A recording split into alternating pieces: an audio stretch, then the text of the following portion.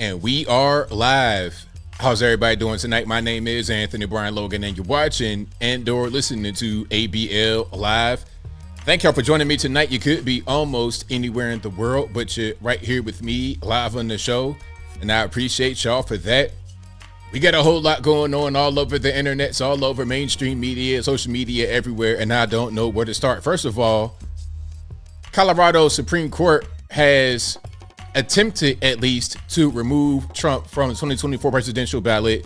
We're going to talk about why that's a big nothing burger and why it's not going to happen a little bit later. Also, we got to talk about the Federal Credit Union, a big bank that some people say is racist.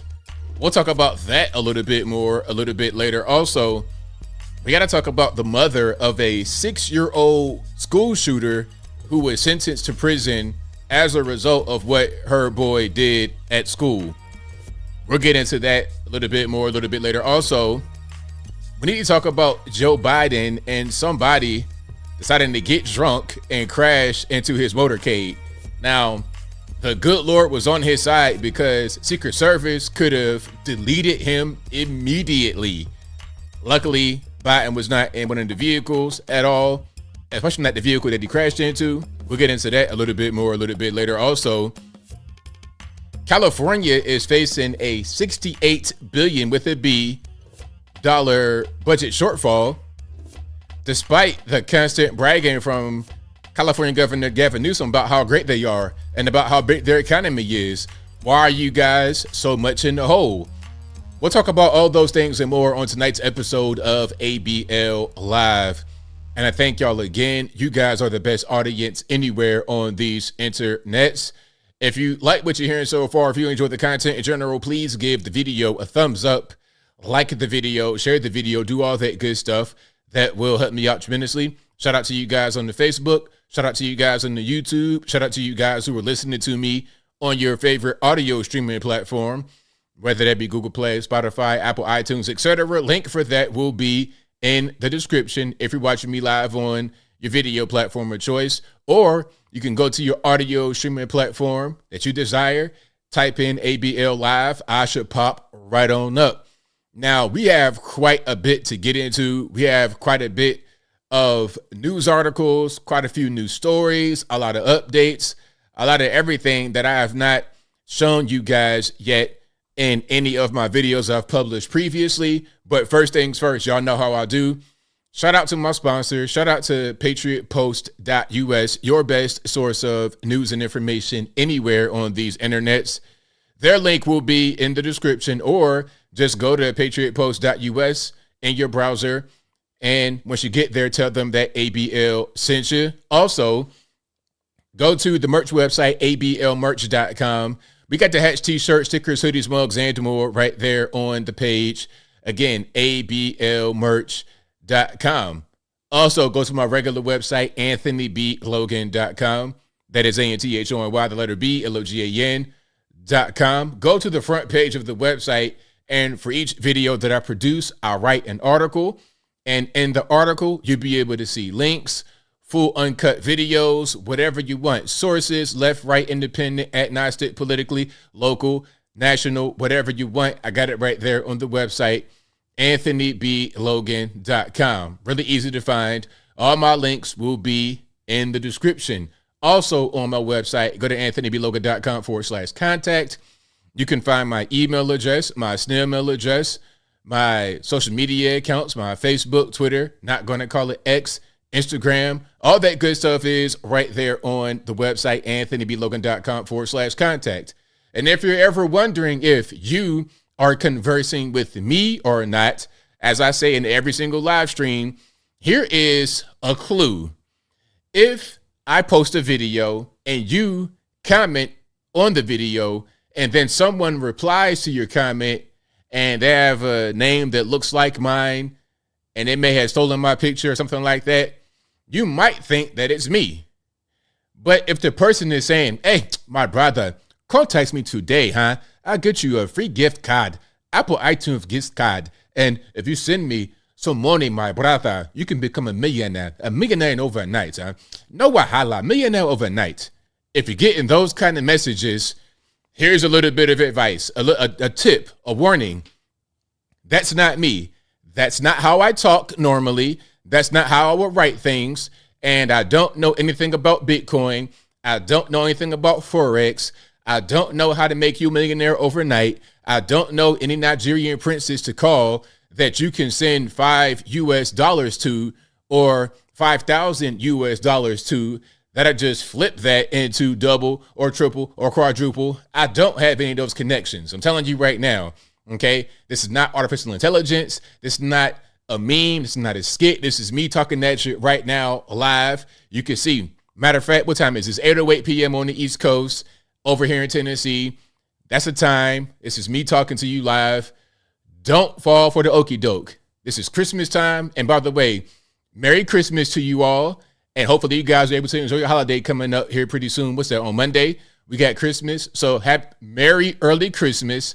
I know your Michelle Woos of the world want to say happy holidays and all kind of stuff. One more time, Merry Christmas.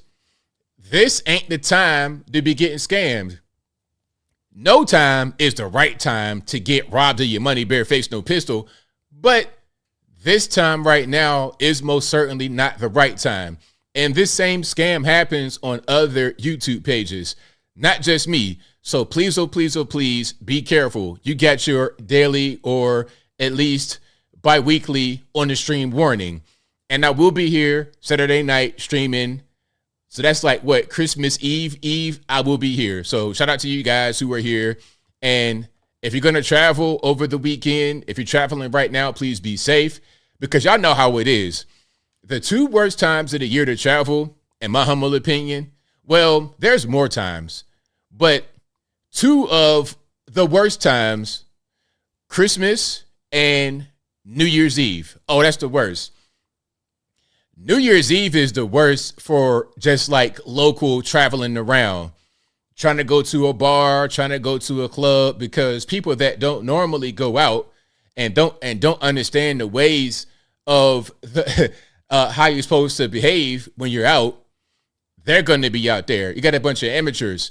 It's the same thing with Christmas shopping. A bunch of amateurs who have never left their house in the past 2 years or whatever are now coming out to do Christmas shopping. It's like, hey, can you redo your driver's exam or no? What is going on with these driving skills?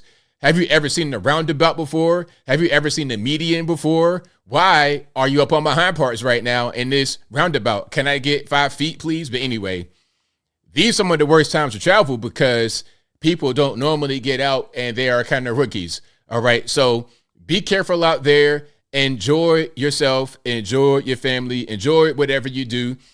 And we got a lot to get into. So let's get rocking and rolling. And speaking of driving and vehicles and whatnot, first things first, let's watch this right here. Now, this is a very interesting, I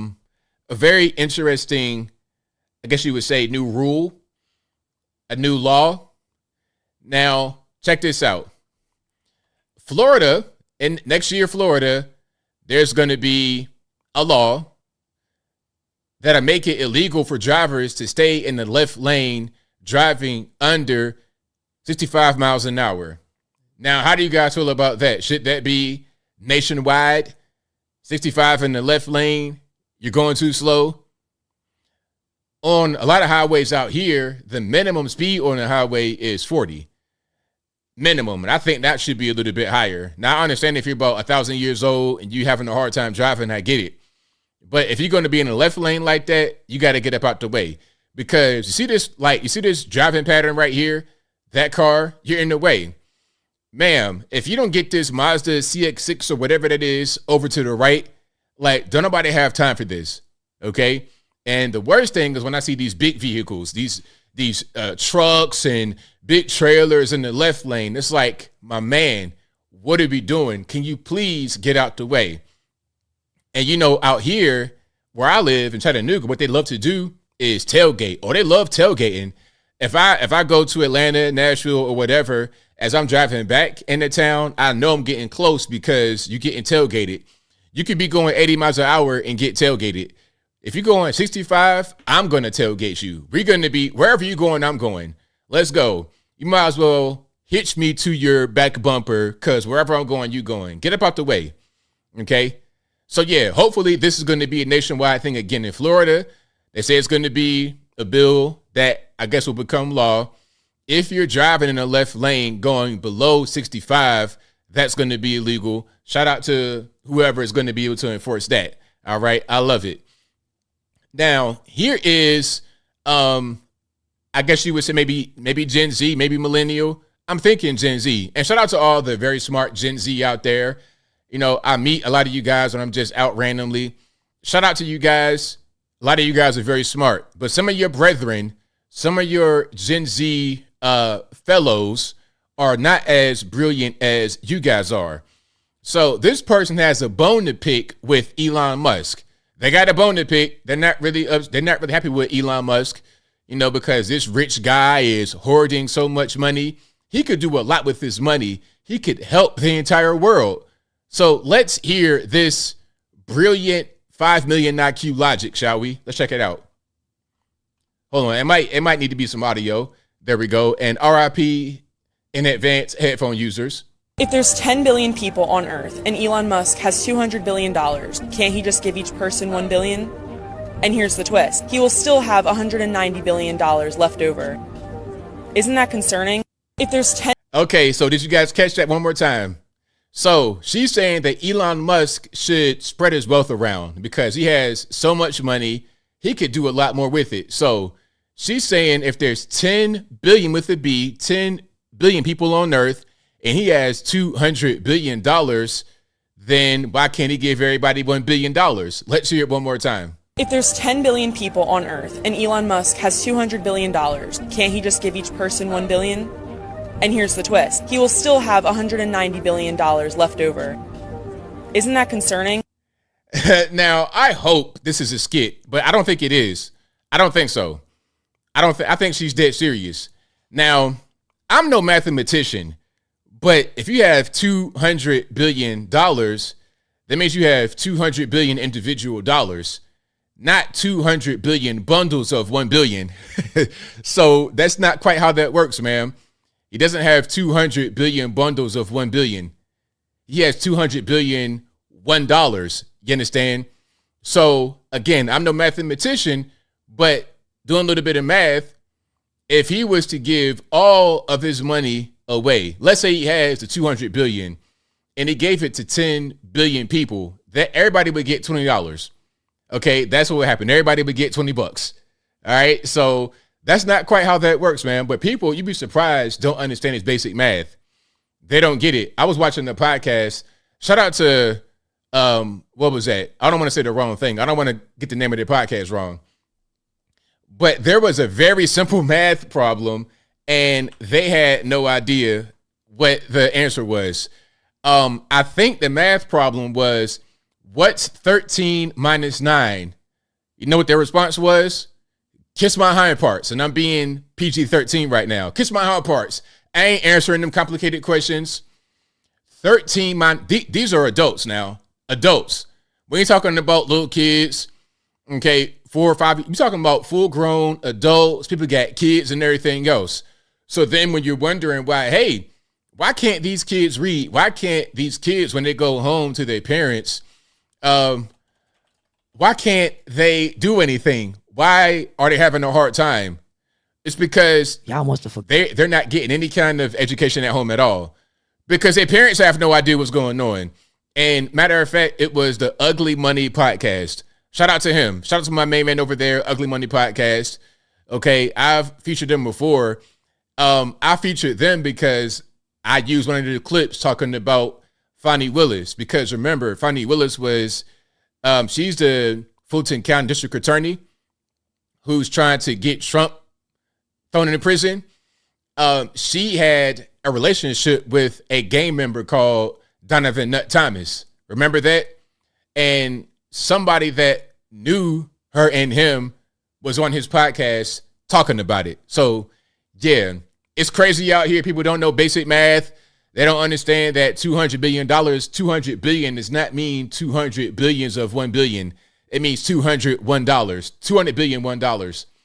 All right. Now, this is kind of an older clip. You may have seen it before. And it's pretty interesting.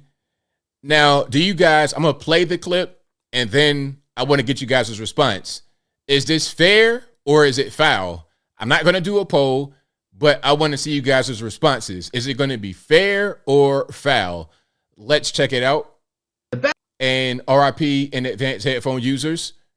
Here we go. The best way to capture a fugitive is by pranking them. Well, it was an effective method for Chandler police in 2002 anyways. They set up a sweepstakes and sent the suspects a letter claiming they wanted a DVD player and included an address where they could redeem it. The fugitives were stoked, but little did they know this was all part of a clever trap. When arriving at the lobby, the fugitives would confirm their name and walk through the doors to receive their prize, which was really just getting arrested. After a hard day's work, the police closed up and locked the doors, but two others showed up banging on the doors wanting to claim their prize as well.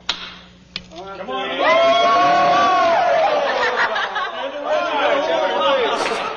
You have a warrant for your arrest. The best way to capture a fugitive. So you got the general gist. This is an old video, a DVD player. Who wants that anymore in 2023? Does anybody even have any DVDs? Like, do you go to the store and purchase new DVDs? Maybe you guys do. Maybe I'm saying the wrong thing, but I've not gotten a DVD in years. But the thing was, there was a prize that you were able to win. You can get a DVD player, a Walkman, maybe a record player, an Atari, whatever it is. And if you want your prize, you got to go fill your name out, fill your address out, put your social down. I'm exaggerating, but you got to identify and confirm who you are. So then when you go in the back claiming your prize, you get the police back there saying, hey, you're under arrest. It's a warrant for your arrest. And they lock you up right there.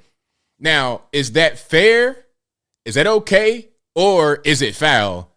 Is that just a thing you shouldn't be doing? Is that entrapment? Luring somebody to get arrested? Is that okay? I mean, you guys let me know. SR says, what's this Diva D you speak of? Hilarious. That's hilarious. And if you're serious, that makes it even more hilarious. Shout out to Diva D. Shout out to Diva D.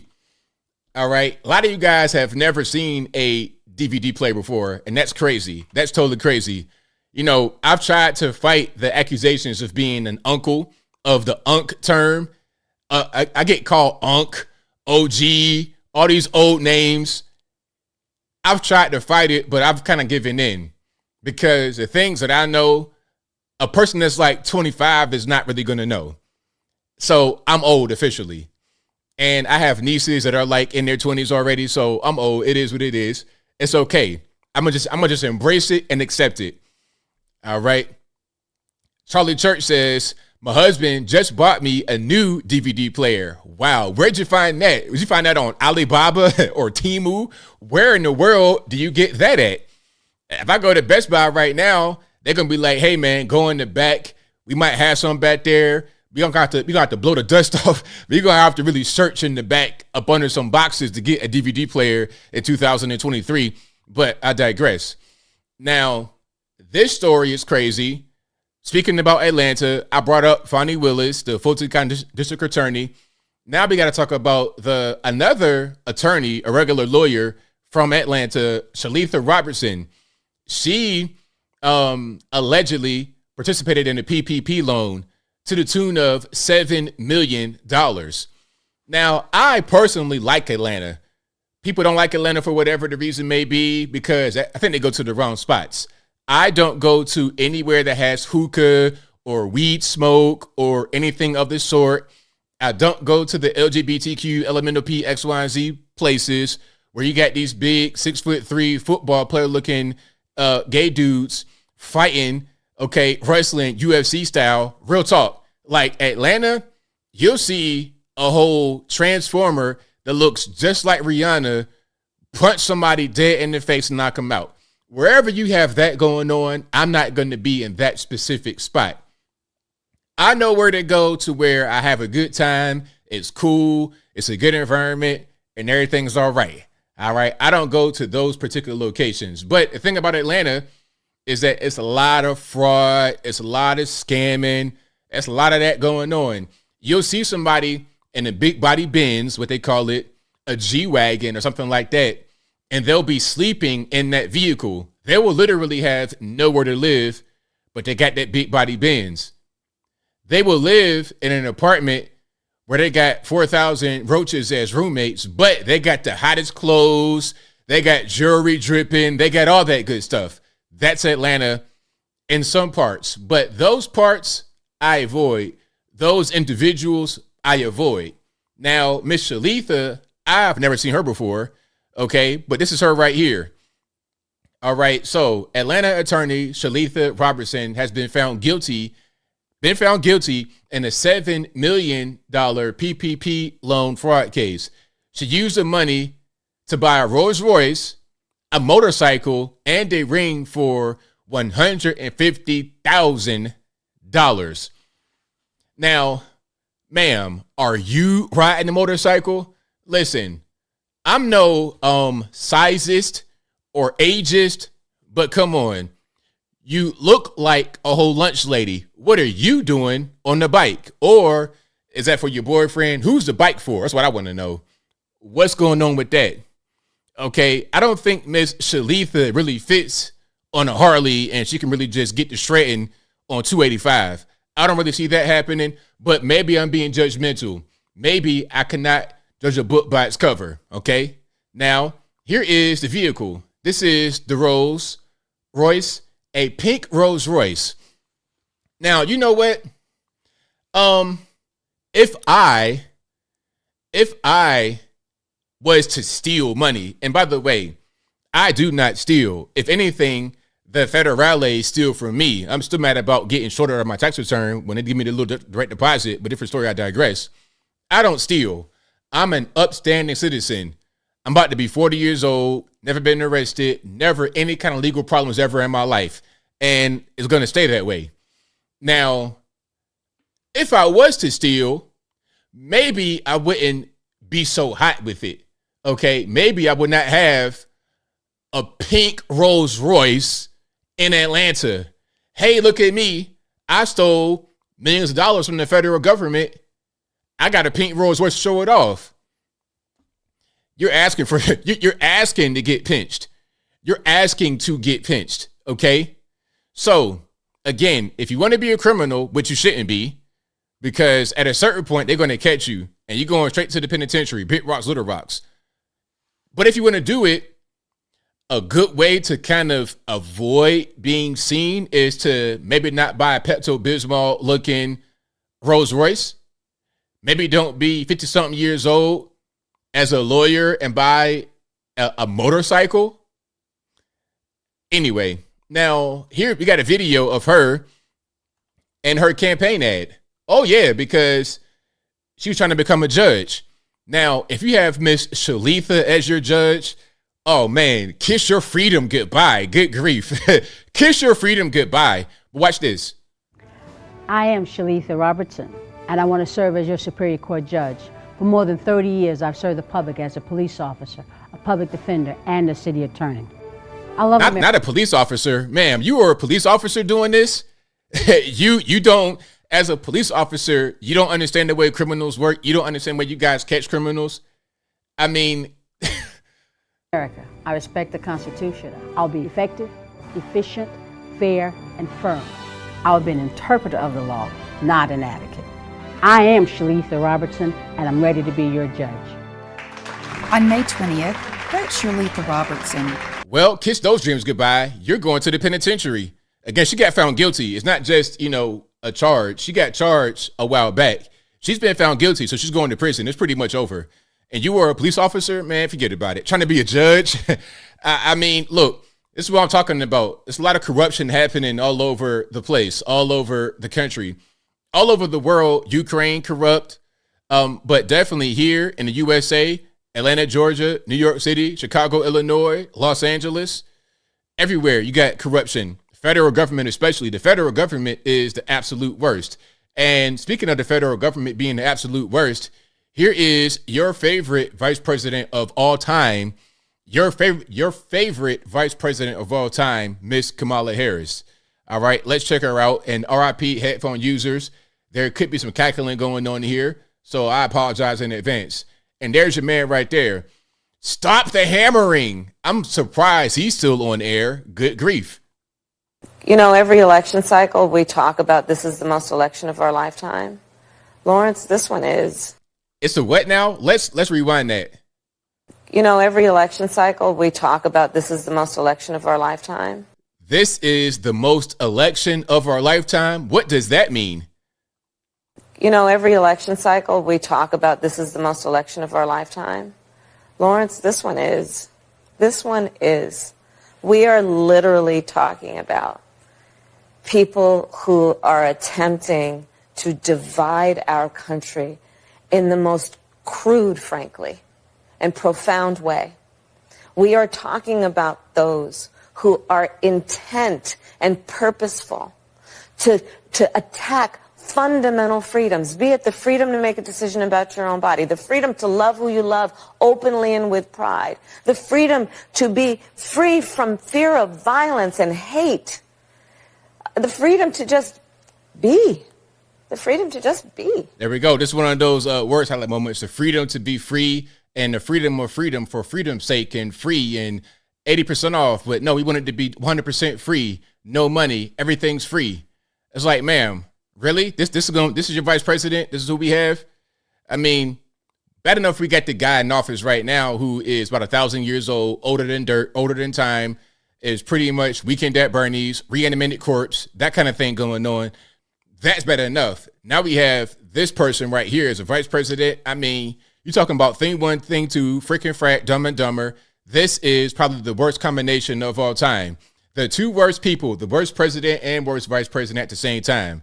That's crazy. How are you going to have two of the worst simultaneously? Can we get one at a time? I could take a bad vice president if we got a good president. Maybe a kind of shaky president, but a good and solid vice president. But we don't have either one. And we have a corrupt team around them. It's a whole big mess. So, yeah, that's your favorite Vice President Kamala Harris. Now, let's go back to New York City. This is going to be an interesting one right here. And if you like what you're hearing so far, please give the video a thumbs up, like the video, share the video, do all that good stuff. That'll help me out tremendously. Yeah, bring back Dan Quayle. All he ever did was spell potato in a way that somebody didn't like. He spelled it with an E rather than an O, and that was it. Like, I knew what he meant. It doesn't really make a difference. Potato, whatever, right? Anyway, let's check out your main man, Eric Adams. Now, you're talking about word salad. You're talking about saying the absolute wrong thing on air. You're talking about not knowing how to speak in front of an audience or on television. Kamala Harris is bad, and she's been proven to be bad over and over again. But Eric Adams might be running for that number 2 spot right behind her as far as people in public office. Let's check him out. When you look at the totality of the year, if you had to describe it, and it's tough to do, in one word, what would that word be, and tell me why? New York. This is a place where every day you wake up, you could experience everything from a plane crashing into our trade center to a person who's celebrating a new business that's open. This is a very, very complicated city, and that's why it's the greatest city on the globe. Mm-hmm. When you Okay, let's run that back. So let's hear the question that was presented. When you look at the totality of the year, if you had to describe it, and it's tough to do, in one word, what would that word be, and tell me why? Okay, so describe the totality of this year in one word. What would it be, and tell me why? That was the question, okay? Now let's hear the answer one more time. New York. This is a place where every day you wake up, you could experience everything from a plane crashing into our trade center to a person who's celebrating a new business that's open. This is a very, very complicated city, and that's why it's the greatest city on the globe. Mm-hmm. When you look at the... Okie dokie, so there's your main man, Eric Adams, New York City mayor.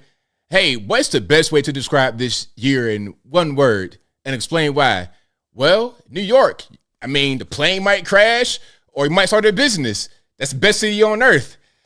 Oh, man. I mean, that's pretty rough, man. Plane crashing into the building, 9/11. I don't know, man. I don't know why he would say that. I don't really understand. But hey, that's your New York City mayor. If you're living out there in the city, all right. Now, shout out to George Santos. He's still around. He's still kicking. He did an interview with Z-Way over on, I'm not sure what her platform is, but this interview was pretty good. I watched it. It was like 18 minutes long. I would do a review on it, but they probably going to try to give me a copyright on it. So I'm going to play a little bit of this right here. It was kind of interesting, but at the same time, it was kind of weird. I give the interviewer a 5 out of 10 as far as her skills.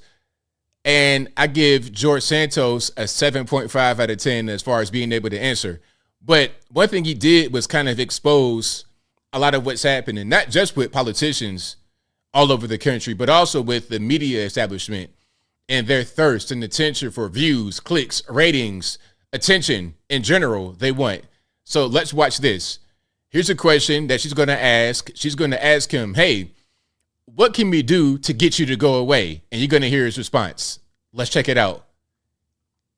What could we do to get you to go away? Stop inviting me to your gigs. So no Dancing with the Stars? No. No RuPaul's Drag Race? I haven't got that invite yet. I'd love to go read a The lesson is to stop inviting you places. But you can't, because people want the content. Did he lie? I want to know what a lie is. Now, George Santos may have been a liar before. He may have told you a lie before. He may have scammed and things of this nature. But hey, man, it doesn't really matter because right here, he's right. Remember, the question was, what can we do to get you to go away? That was the question posed to George Santos. He's like, well, stop inviting me to your gigs. Y'all invited me. How you going to ask him, why won't you go away? Or what can we do to get you to go away when you literally invited him to your podcast? I saw her on Twitter literally ask him to come on the show. He said, yeah, cool. Then she says, all right, I want you to go away. Well, you invited me, so what you want me to do? Okay, you guys need the content. You guys want the attention. You guys want the ratings. Y'all are going to promote it. Y'all are going to put it out there. So that's just what it is. So yeah, shout out to George Santos.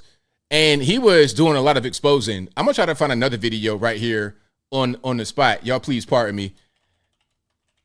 Because he was talking about a bunch of other things that I really, really, really want to get into. That I really, really, really want to get into. All right.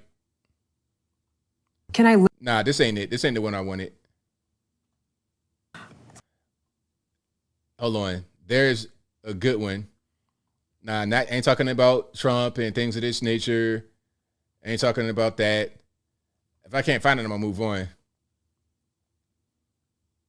James Baldwin. She asked some questions about civil rights leaders. Just dumb stuff. It didn't make any sense.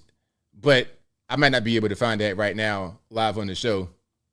Laid the Boots house down. UConn. I think All right, let's keep on going. And if you like what you're hearing so far, please give the video a thumbs up, like the video, share the video, do all that good stuff. That'll help me out tremendously. Now, let's watch this. This is, I believe, I guess you would say an excerpt from a podcast over on, it was at the Turner Point USA conference. Turner Point USA conference in Phoenix. And you had Tucker Carlson, you had Tim Pool, and I forget who else was there. And Tucker was talking about Ron DeSantis' campaign. This was a pretty interesting clip. And I think what he said here was right on point. Let's check it out. Can I just ask a question, since you all are so on the internet and like I'm not that much? You really get the sense that Ron DeSantis, who I liked as governor, the people who represent him online are the nastiest, the stupidest, and the most zero-sum people I've ever seen in my life. And I don't think that reflects him, but it's like, this is kind of small ball. And by the way, these purported conservatives, Ron DeSantis changed his view, and I like him, okay? I think he's been a good governor. I just want to be clear about that. I know him personally, I like him. But his donor, Ken Griffin, told him to change his view on Ukraine from it's a regional conflict we shouldn't get involved in to it's a super important thing, we should send more money. One donor got him to change his view, and all these so-called conservatives are supporting that like it's the most important thing ever? Like, who are these people and what is their problem? Like, what is going on with them? It does reflect on Ron, because Ron should have fired the people running his campaign a long time ago. Look, I respect. And you know what? The thing about Ron, I like Ron DeSantis. I think he's a great governor.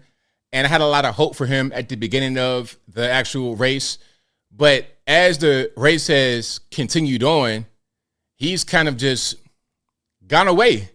He's gone away. And his campaign online, these people are just insufferable. I don't understand what their purpose is. They're not really getting anybody to join on.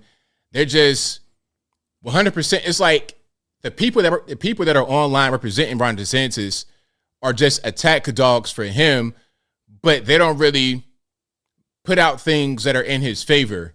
All they do, they're just argumentative and aggressive, but that's not welcoming or inviting to people that want to support you. So I don't know what the plan is, but Tim Pool made some good points here at the end of this clip. That he wanted to launch his campaign on X, on Twitter. Hold on, let's back up a little bit. Look, I respect that he wanted to launch his campaign on X, on Twitter Spaces at the time. Agree. And it failed miserably. This is a mistake. And now you've got, look, I know a lot of people groan, but a lot of people laugh. The high heels, boots scandal. I mean, who's giving this guy advice and why does he keep taking it? Because I will say it politically and policy-wise, we love Ron DeSantis. Yeah. He's done an amazing job. I agree. But his campaign is a train wreck. Yeah. Facts. That's big facts all the way. And the whole thing about him going on Twitter to launch his campaign, I mean, it seemed cool to people that are on Twitter, but it's like, you're not making decisions that make sense for you to try to be the president of the USA. Okay, you got to get to a larger audience.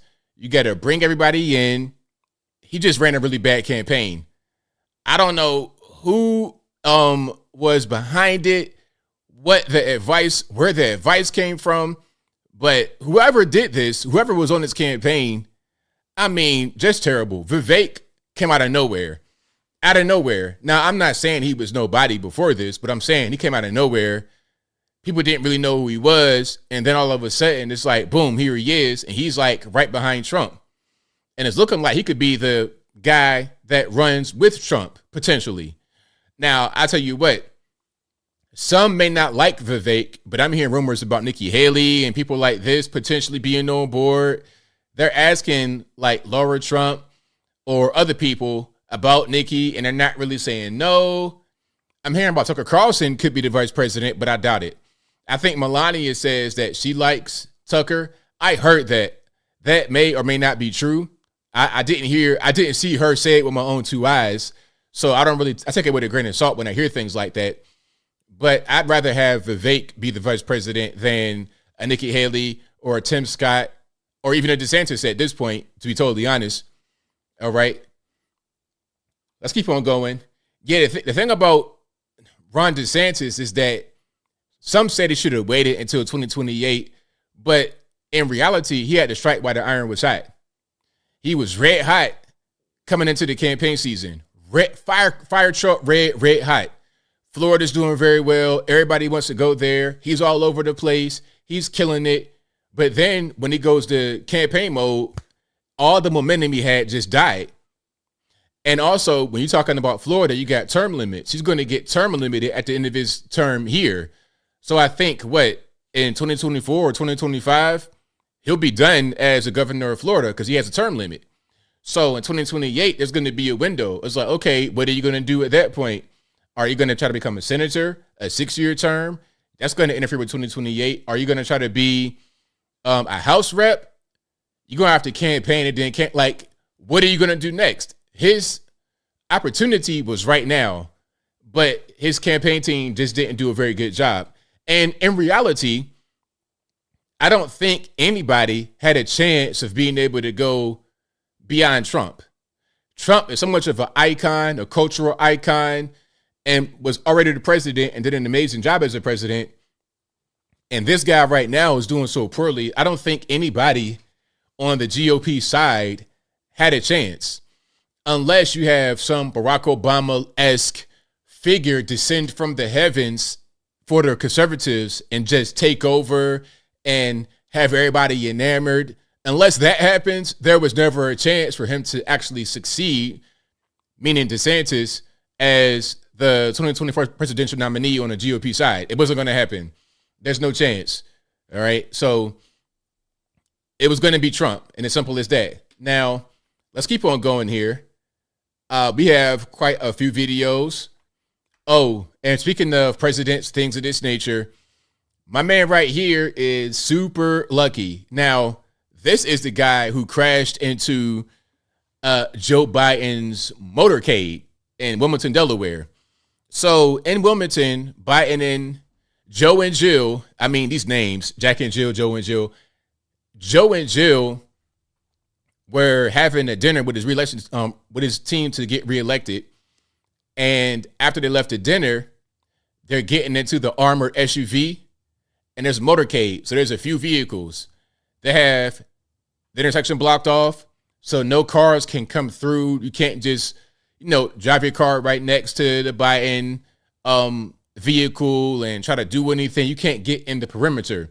So the perimeter was blocked off with flashing lights and SUVs, things of this nature. Now, this character right here, my man with his hands up, decided to get into his vehicle, his sedan, drunk, and try to drive through the intersection.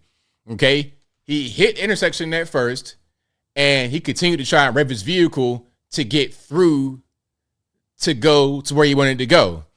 But obviously, that wasn't going to work out. You got Secret Service, police. You got too much going on right there. So they drew their guns on him at first, but he didn't get deleted. Now, if you hear from the wokesters, the woke mob, you would think that he would have got smoked ASAP because he black and the police are right there and it's the president and he's doing something he shouldn't be doing. You would think he would get smoked, but obviously that doesn't really happen the majority of the time. If you get deleted 99.99999 times out of 100, you did something wrong. You deserved it. Usually. Not all the time, Walter Scott, but usually. And usually, when you see the police or have an encounter, whether you're wrong or right, you don't get deleted. You don't get shot up.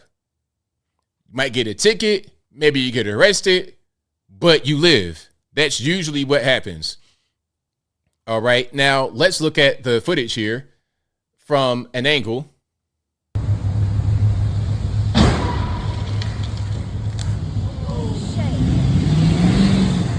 So you heard the initial impact, and then you hear the tire spinning and his engine revving because he crashed, and then he was trying to continue. So there's two actions, not just to crash into the motorcade, but also trying to barge through the intersection that was blocked off by the vehicles that were parked. They don't. So you see the ambo right there, the ambulance with the flashing lights blocking the intersection and the other SUVs that are right there. And there's his vehicle trying to get through. It's like, sir, you can't go this way. All right. That's not how it works. But if you didn't have about 45 Bud Lights and you just in your car driving, you don't know what's going on. All right. You thinking that everything's good. You can just, you have the strength of God of War. You could just plow through the intersection. Well, maybe not. Maybe you might want to just hang out, go a different direction. But hey, the moral of the story here is don't drink and drive. If you want to drink, stay at the house, stay at the bar, get an Uber. Don't do that. Don't do what your man right there did. That's not very intelligent. And he could have easily lost his life. All right. Now, but Joe Biden is not doing very well in the polls. He's not doing very well in the polls. I covered Joe in a video about some leftists, about Gen Z and some millennials, younger millennials. So in Wisconsin, there's an NBC News poll that says Biden is losing to Trump in the 18 to 34 age bracket by 4 points. Well, to be specific, Trump is up 4 points in that group. Now, Biden was up 20 points in that same group, according to exit poll data in 2020 after the election. So the same group that Biden was winning, again, 18 to 34, without race being included, 18 to 34, he was winning that group in Wisconsin by 20 points. But now he's losing by 4 points. And you got to ask why. And they asked some liberals who voted for Biden in 2020 or who supported him in 2020, why do you guys not support him now? Why are you apprehensive? Now, let's check it out. And we're going to start with our main man right here. What kind of hat is this? Is this a revolutionary hat? I don't know what this is. Whose Meemaw sold this for him? Is this from the old country? Is it a family heirloom? What is happening here? I don't want to be ignorant because I don't understand a lot of cultures. Y'all, please, please, please, please clue me in. It looks very comfy. Is that velvet? Is that sateen? I don't know, but let's go ahead and hear what he has to say. Give me the emotion that you have looking at your choice this election. Not enthused. I'd say overall I feel very pragmatic and strategic about it. You can say that Joe Biden's, he's not as progressive as you'd like, or he's not this, he's too old. I mean, the guy is at least reasonable and has some sort of logic to what he does. All of these issues that are popular with Democrats, he has not only not addressed, but often gone the entire opposite way on. Now, my man right here, he is your prototypical liberal. Okay, I think he's a college grad, a Starbucks barista, real progressive out there in Wisco. Shout out to Wisco. He is your guy. But it's like, hey, a lot of these things that we care about, you don't really care about. One thing they mentioned, the whole Hamas, Israel, Palestine situation. A lot of them don't like the fact that Biden supports Israel. They don't like it. They support Palestine. Climate change, that's a real thing because there's no action on climate change. They've been led to believe that human beings can intervene and change the weather. Like if we just all drop electric vehicles, then there's no more pollution, no more carbon in the atmosphere, none of that. Now, the cobalt and lithium and zinc and all kind of mines all over the world that are required for your lithium ion batteries, which are very dirty, cannot be recycled. Same thing with your windmills. When they catch on fire and collapse to the ground, they cannot be recycled. They're going to just sit in the landfill forever in the same form. They don't see all that. They've been told, hey, you guys have got to be environmentally conscious. You guys have got to go green. So when they're told a certain thing and the guy they voted for is not really doing it, they're like, hey, what's going on? They don't quite understand that what they have been told is fake. And what he said about going green and things of this nature is not really real, but they believe it. And then also there is the issue of the finances happening right now. Okay, we got a really bad issue with the economy, inflation going through the roof. And I think one of the biggest things was the student loan debt kerfuffle. And I've said it before. They will never, ever, ever, ever cancel student loan debt. Never. You know why? It's a federal loan. Basically, when you get a student loan and it's backed by the federales, you're getting money straight from the federal government. You will never have that totally canceled. There's relief programs and deferments and things of this nature. Some may be able to have some money taken away, but not much. They canceled like $80 billion in student loan debt, something like that. But the total bubble is 1.7 trillion with a T. 1.7 trillion. You understand? $1 trillion is 1,000 billion. 1,000 billion. So how much is 80 billion when you're looking at 1,700 billion? 1,700 billion. How much is 80 billion? And the money, the money just keeps, the debt keeps rising every year, every semester. It keeps rising. You go on to college, 30 grand a semester, 40 grand a semester. It's out of this world. It's out of this world. kids are getting a whole mortgage on their back with no house. I saw some kids that had a mortgage on their back with not only no house, but no degree. Imagine that. You got that much debt with zero to show for it. Not an underwater lesbian basket weaving degree, not being a doc. No, hold on. I kind of made a mistake. You do have at least one thing. You got indoctrinated. you got turned into a liberal. You became a furry. You started wearing a tail in your hind parts. I'm saying too much, but you got at least something out of the deal. But you didn't get any tangible skills that'll make you money. So these are things that these young people are worried about. Let's keep on going. Often gone the entire opposite way on. If the election were tomorrow, what would you do? Look at that mask. I mean, good night. What in the world? Imagine wearing that everywhere you go. I mean, like, seriously. And you know what? I would say something, but I want to be nice tonight. I would say something, but I'm going to be nice. If you see it, let me know in the comments, but don't say it.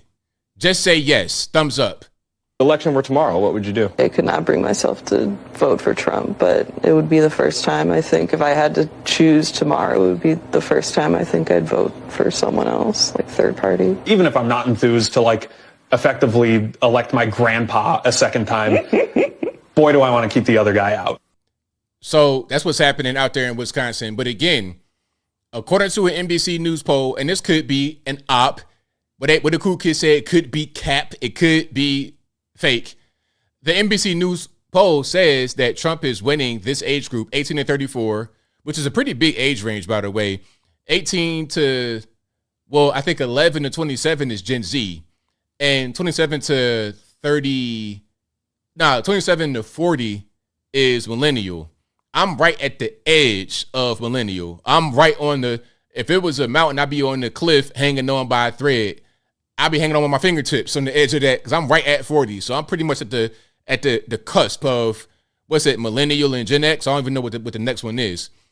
But yeah, they're saying, hey, I'm not really feeling voting for my grandpa. And the poll numbers are saying that Trump is winning this age group, 18 to 34, by 4 points, compared to he was losing it by 20 points in Wisconsin specifically. All right, so that's what's happening. Afuera, there you go. Shout out to you, ER. Yeah, but that's what's happening out there in Wisco. Let's keep on rocking and rolling here. Oh, we have some news. So the Epstein list. All right. Here's a caption from Colin Rugg over on the Twitters. He says, breaking 177 Jeffrey Epstein high-profile associates will be revealed in the new year. Judge Loretta Preska ruled that 177 names of Epstein's friends, recruiters, victims, and others shall be revealed to expose the PDF files trafficking operations. Some names include housekeepers who were on Epstein's island who likely witnessed extreme abuse. So that'll come out in the new year. All right. We got a little while for that to happen, but that will be out in the new year. All right. Now, you may see some news sources that say that it's already out and they're trying to report it. It's fake. It's fake news. It'll come out in the new year, in January. That's when they're trying to say it's going to come out. So we're going to see, and hopefully we have some context with the names and not just names. Because you can have names, okay, this person was on the plane, this person was on the island, but what was going on? Okay, if you got a housekeeper named, what did they see? Can we talk to the people? Can we interview them? Now, I know it'd be kind of difficult to do something like that because Jeffrey Epstein, if he got deleted allegedly, why would some random housekeeper come forward and say, yeah, I saw Bill Clinton and Prince Andrew on the island doing X, Y, and Z, this, that, and the third? Why would they come forward and say something when the ringleader of the whole situation got deleted allegedly in the penitentiary? Talking about, yeah, he's 6 foot tall and he strung himself up from the bunk. Really? And the cameras went out at the same time. The guards were online shopping and went to sleep. Dumb stuff. Okay. In a federal detention center. Okay. So if you got Maria at the crib in Miami chilling and she goes on to NBC and talks, her life is pretty much over. Unfortunately, it shouldn't be that way, but that's what it looks like to me. You're dealing with really high profile, powerful people that can touch you pretty much wherever. And I don't want to say that in the wrong way, but you understand what I'm saying. All right, let's keep on rocking here. Now, this is very interesting from Stephen A. Smith. Now, you guys may know who he is from ESPN. He has a podcast, and he does a little bit of everything. They got Stephen A. Smith cutting the grass, this man watering the lawn, this man out here washing the windows over in Bristol, Connecticut. This man's doing everything at ESPN. I mean, good grief. Can he get a break? I mean, my goodness. Can he sleep for 2 hours a day rather than 0 hours? He does everything over at ESPN to keep that dying husk of a network afloat. And I like Stephen A. because sometimes he has takes that aren't so woke. But unfortunately, ESPN, the community, you're going to have some wokeness in there, okay? It'll be some wokeness in there. Now, for some reason, he spoke on the southern border. Now, there's a new law coming out. I'm not sure if it's in effect or if it'll be into effect, if it's been proposed or what's happening. But in Texas, they want to make it be a crime to be an illegal alien, to come into the country illegally in Texas law. And we know we have a problem with the southern border right now. We have record high numbers of border crossings, basically an invasion. I'm going to play the southern border issue first, just for a quick second. All right. Now, look at this right here. This might be Eagle Pass, Texas, if I'm not mistaken. Look at this. Do you see the hordes? This is the border of all these masses of people trying to come across.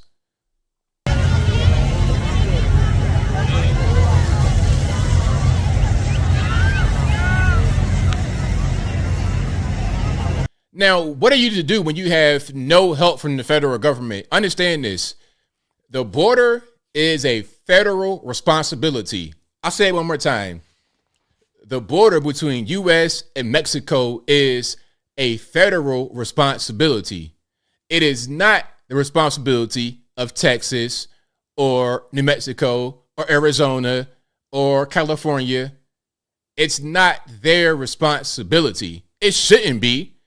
But when you have this at your front door trying to pour into your state, what are you to do? When you have no help from the federal government, it's their responsibility. All they're doing at the federal level, they may send some more money to it. You may have seen that. Okay, they're approving more money to the border. All they're doing with the money is getting these illegal aliens processed in quicker as so-called asylum seekers. That's all that's happening. They're not actually doing things to repel them away. Eagle Pass, Texas. One more time, check it out.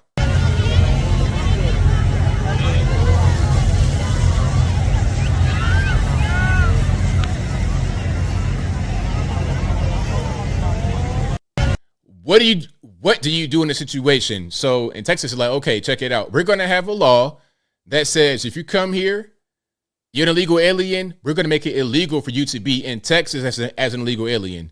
It's going to be a criminal penalty. I mean, they got to do something. They tried to put the buoys in the water with the razor wire on it. They try to put they try all kind of stuff, but it's like the problem the problem is persisting. And the reason why there's a big problem is because the federales are allowing it. The federales want it. They want all the people. They want all these right here are the new slaves. Okay, these are the new slaves. Point blank, period. That's just what it is. Okay, we tried freeing slaves. It costs too much to not have a slave class. Let's bring in the new slaves.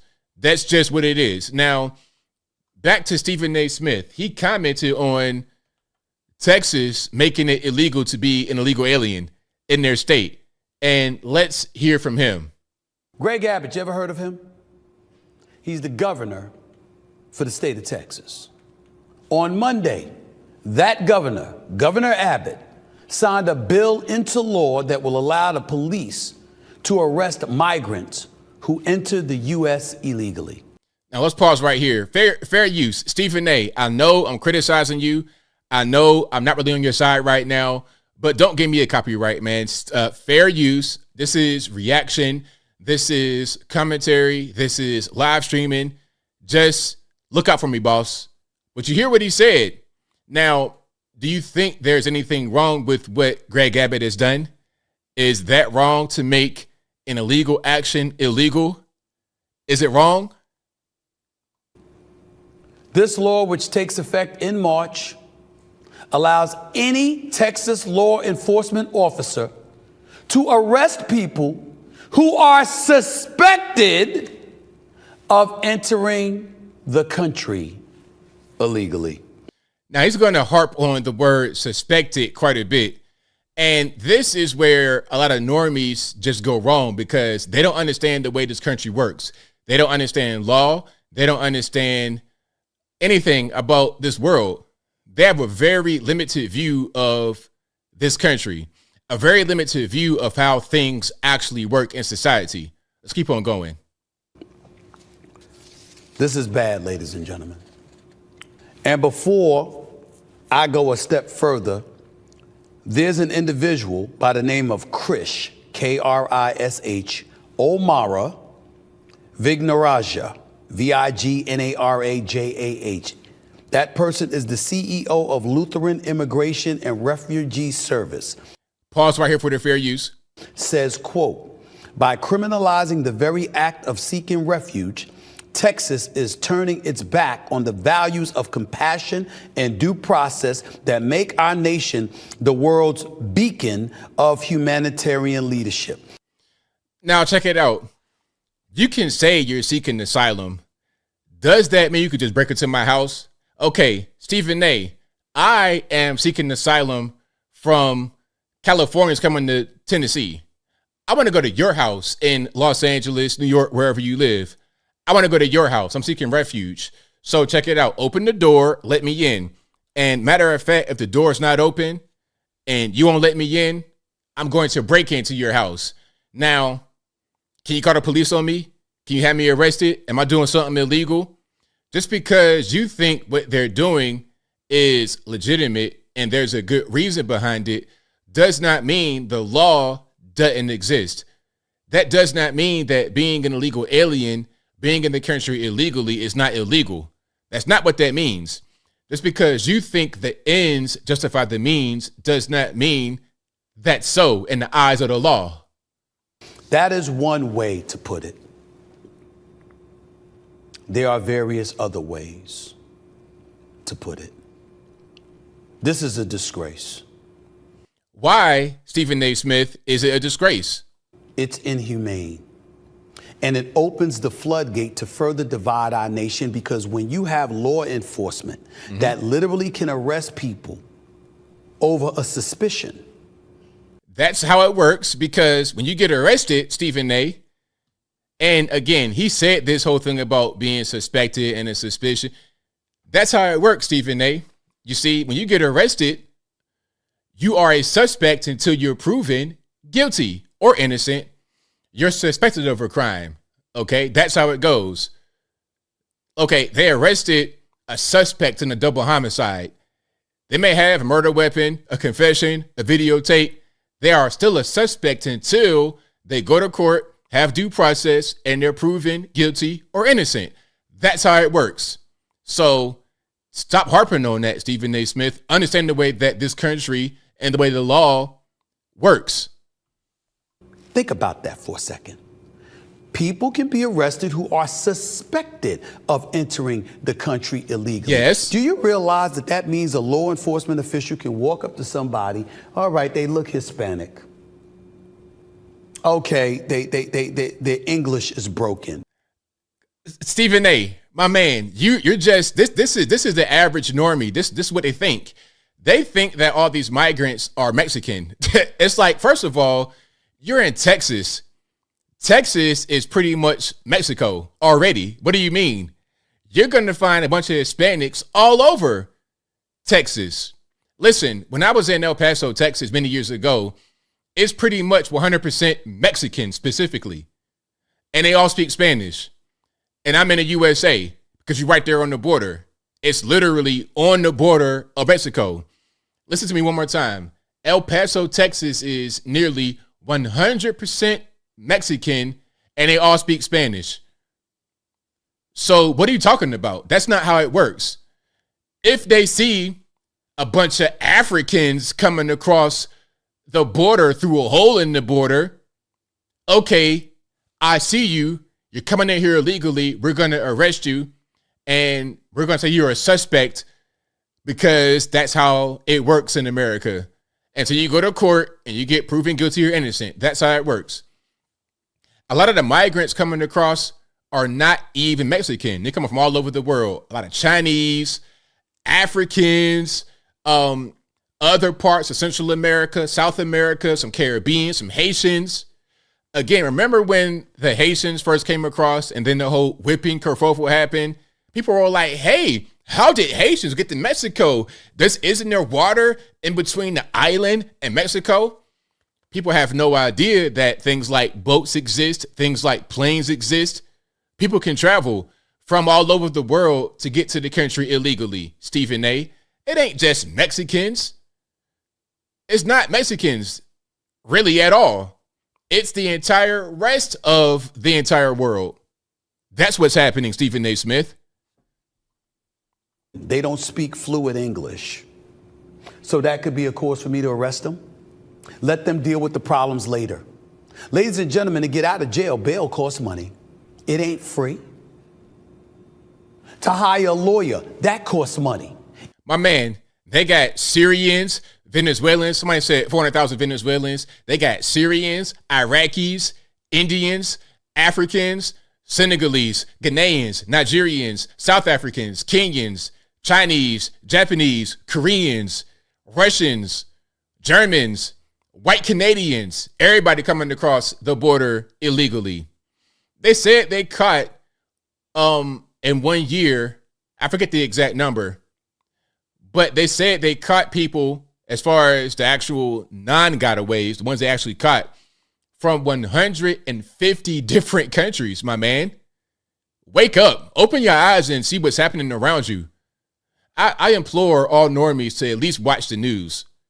Just watch me, watch other people to see what's happening. When you speak to regular people, and this is why I refuse to speak to my family about politics, because I'm not trying to be the guy to educate some grown person about what's happening in the world, and then they get offended because I'm saying things they don't understand. I'm not trying to do that. Let's talk about just regular basic stuff. You saw the game last night. Giannis had a great dunk, didn't he? You saw the football game. Great pass from your man on the Chiefs. Great pass. Great touchdown. Pick six, yay. Talking about this kind of stuff, they're not going to understand. It ain't free. You have essentially opened up an avenue to incarcerate people for no cause whatsoever other than a particular law enforcement official's suspicion. That's what we're going to do to our Latino brothers and sisters.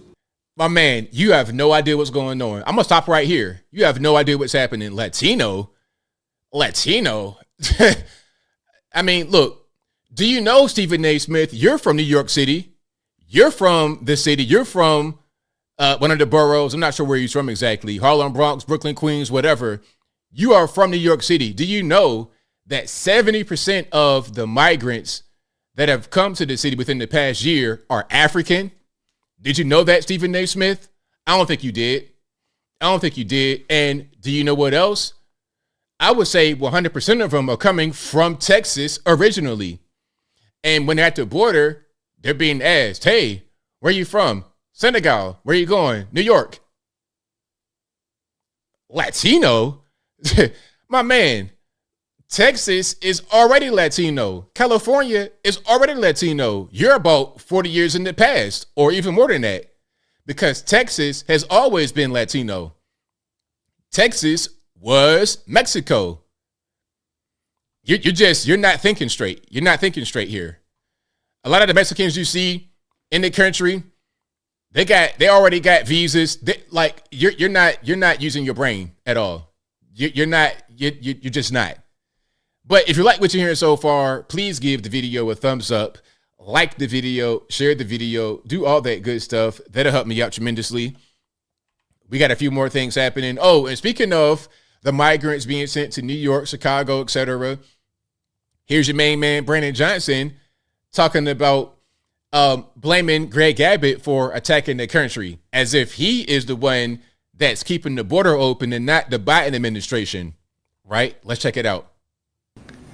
The issue is not just how we respond in the city of Chicago, it's the fact that we have a governor, an elected official in the state of Texas that is placing families on buses without shoes, cold, wet, tired, hungry, afraid, traumatized, and then they come to the city of Chicago where we have homelessness, we have mental health clinics that have been shut down and closed. You have people who are seeking employment. The governor of Texas needs to take a look in the mirror of the chaos that he is causing for this country. My man, how is this Greg Abbott's fault? Let me go back. Let me go back 1 second here. How is this Greg Abbott's fault? I don't understand, because I'm just trying to really, my man, Brandon Johnson, mayor of Chicago, is this Greg Abbott's fault? Okay. Where are all these people going to go? What, just stay in Eagle Pass, Texas? What are you supposed to do? What is he supposed to do? You guys are a sanctuary city in Chicago, Brandon Johnson. You guys are a sanctuary state in Illinois. What's the man, J.B. Pritzker, the governor?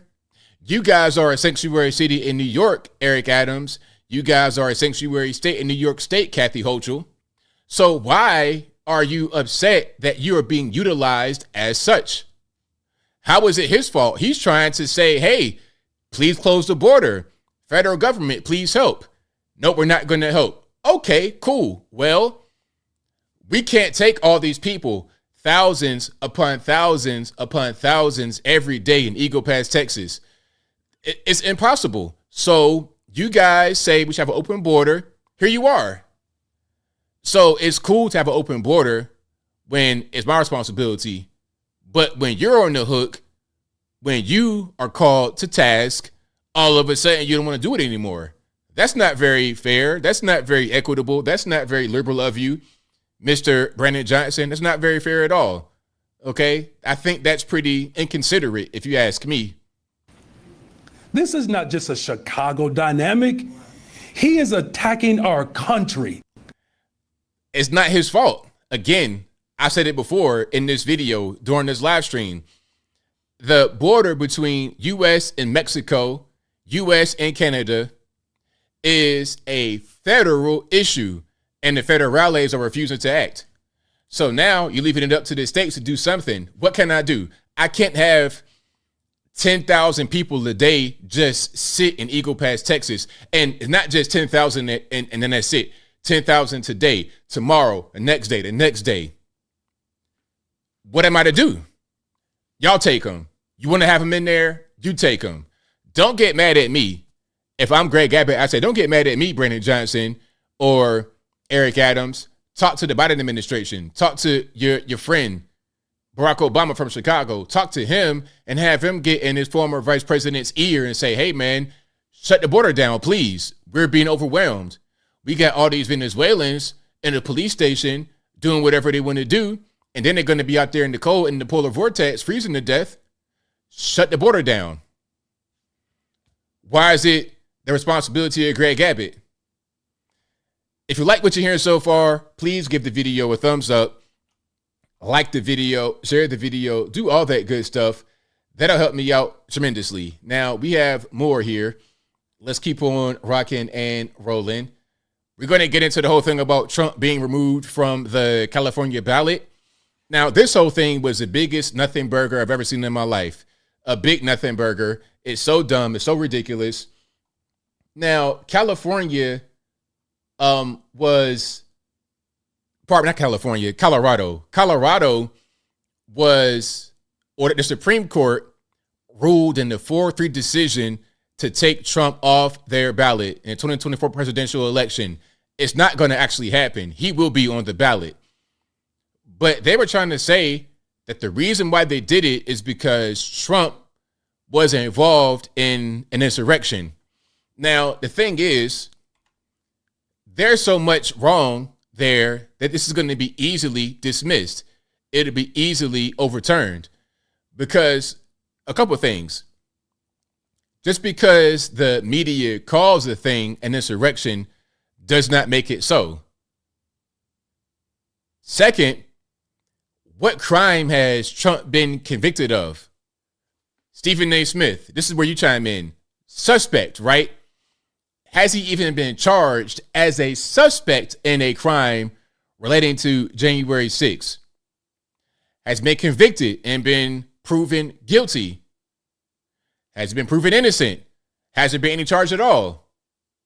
The closest thing was second impeachment, where they said that he was part of the insurrection. He was responsible. He acted on. But last I checked, that was almost 3 years ago, and he beat that case. He beat the impeachment. So there's no conviction, and the Colorado Supreme Court cited the 14th Amendment.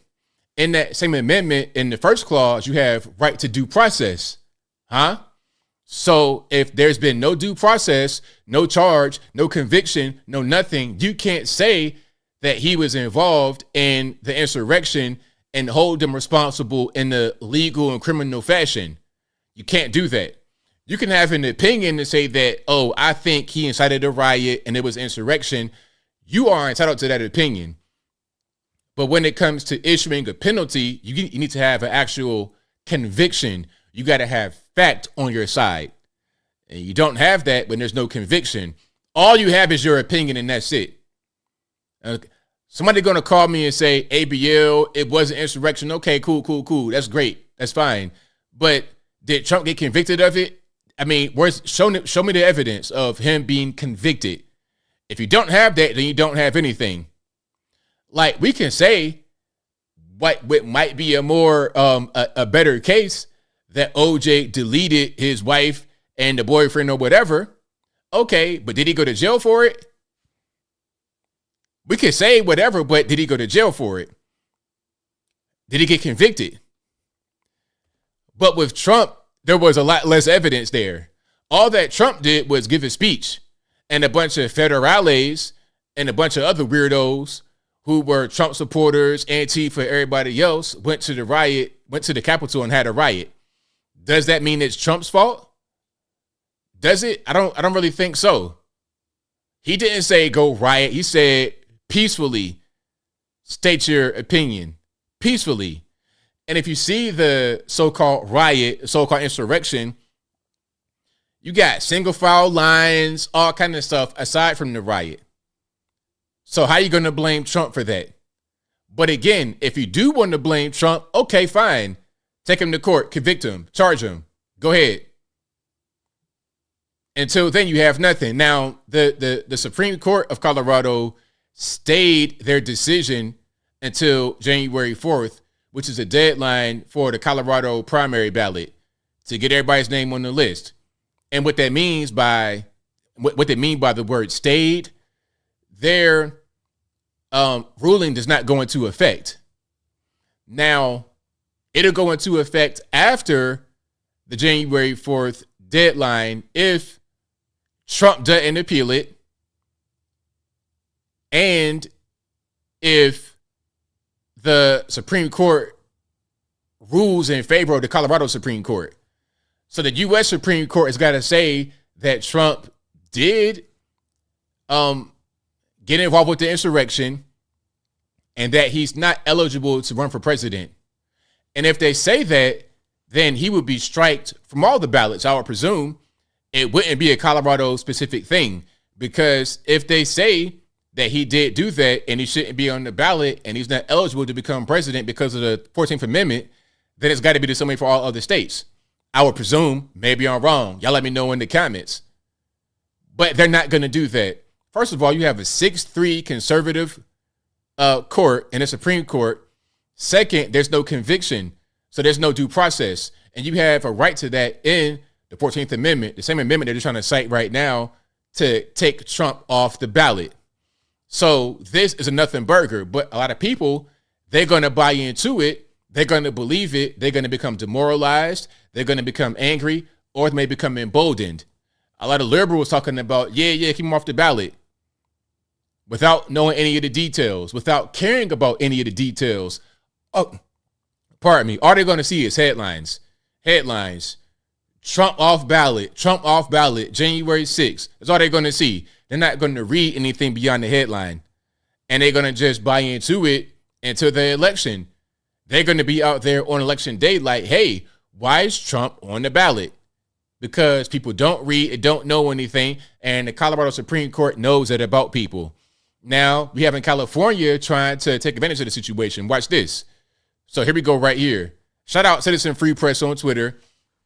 It says, breaking, California Lieutenant Governor Eleni Kounalakis, I know I tore that name up, but I'm sorry, calls on the California Secretary of State to explore every legal option to remove former President Donald Trump from California 2024 presidential primary ballot. Okay, now I'm going to read this particular letter right here, some of it at least. Based on the Colorado Supreme Court's ruling in Anderson versus Griswold, 203, Colorado 63, I urge you to explore every legal option to remove former President Donald Trump from California's 2024 presidential primary ballot. I am prompted by the Colorado Supreme Court's recent ruling that former President Donald Trump is ineligible to appear on the state's ballot as presidential candidate due to his role in inciting an insurrection in the U.S. Capitol on January 6, 2021. This decision is about honoring the rule of law in our country and protecting the fundamental pillars of our democracy. Okay, there's more there, but they want to join in on the action in California.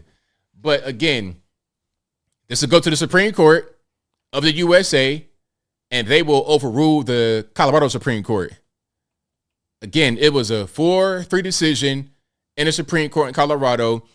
The U.S. Supreme Court will probably be 9-zip.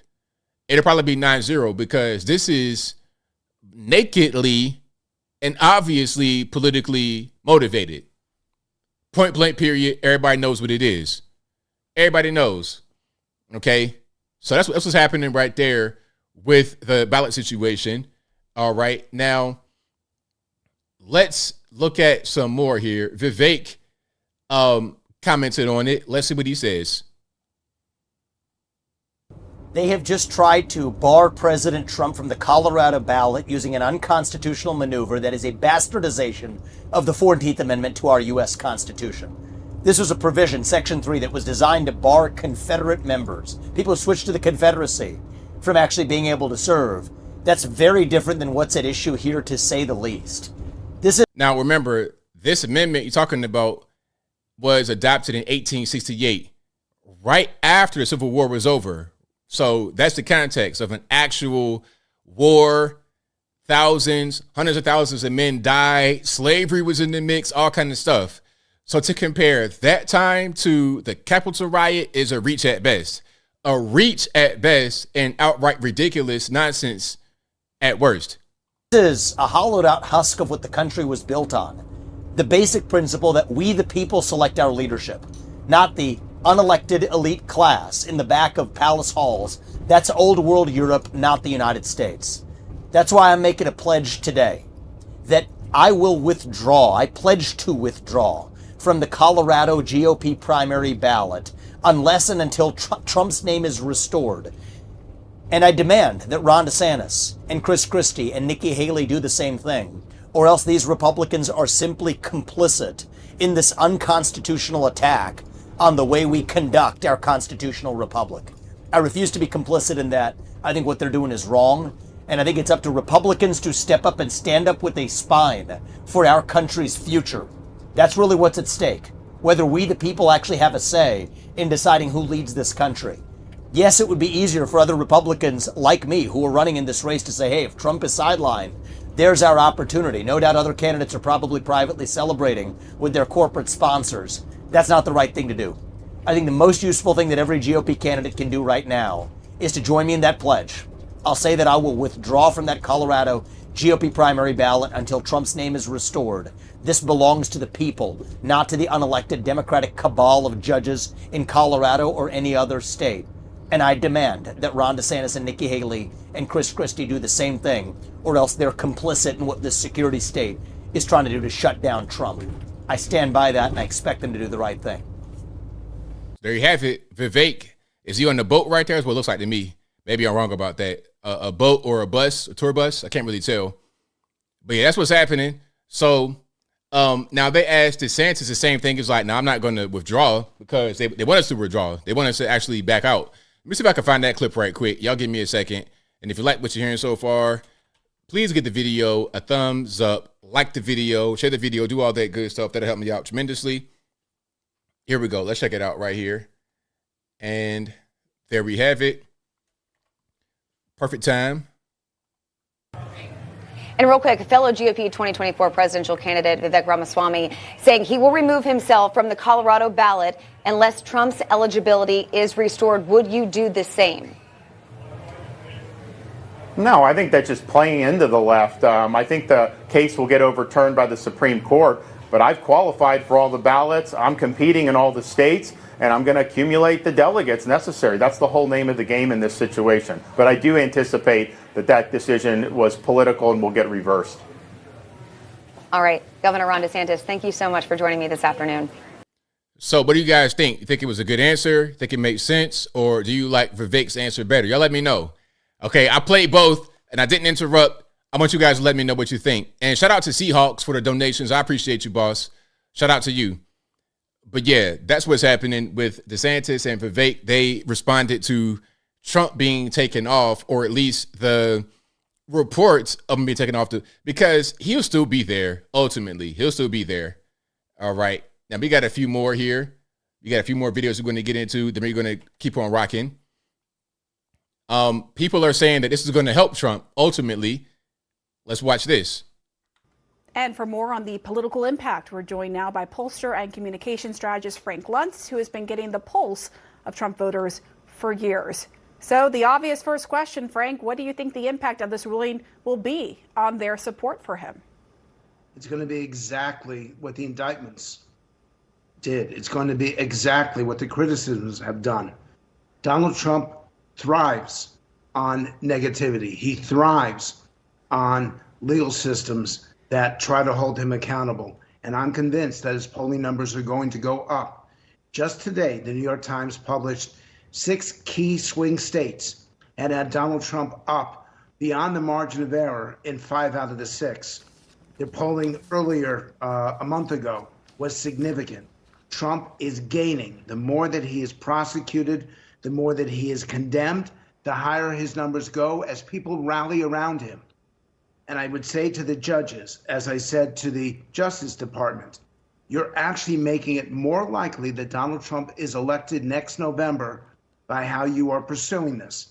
You don't explain the decisions. You don't put things in context.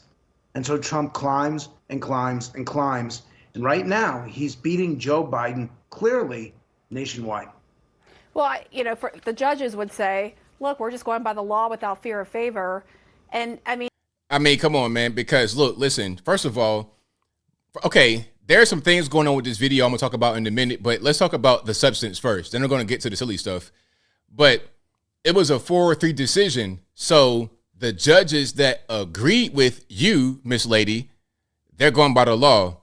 But how about those that dissented? Were they not going by the law? And who's to say who was doing what? How are you to judge of that? Ultimately, there was not a unanimous decision. It was 4-3. So now everybody agrees with what you're saying. And these are the actual Colorado Supreme Court justices. All right. So let's keep all the way real. And then when you see the U.S. Supreme Court go 9-0, are they all going to be in favor of Trump? Are they all just not following the law? You see how that works? That's not how it is. And also, we got a battle going on the video. My man, what's his name? Frank Luntz. We got a crazy toupee action. The toupee is about a foot above his actual scalp. And then we have her with the lip fillers It's a whole lot going on. I'm having a hard time staying focused. Let's watch a teeny bit more of this because we got a whole lot of stuff happening right here on screen that's kind of distracting. I mean, but does the context even matter to Trump supporters? Because there have been. I mean, tonight's ruling was really lengthy, explaining point by point why they believe he incited the insurrection, why the 14th Amendment applies to him. But to the average Trump supporter, does that context even matter? Is this more about, once again, Trump is the victim of the deep state kind of thinking? It actually proves Trump's point. It proves that the people in charge, the people in power, are trying to take him down. But it's not, you're not trying to reach all the Trump voters. You're simply trying to reach 3 or 4% of them that will make a difference in this election. Now, make no mistake, there's very few undecided voters right now. There are very few people who are going back and forth between Trump and Biden. It's more about those people who are trying to decide whether or not to vote. And I got to tell you, Nikki Haley was gaining and gaining and gaining every single day. But she's going to be... Oh, man, she was not gaining. Nobody was gaining on Trump. Nobody was gaining. Like, what are you saying?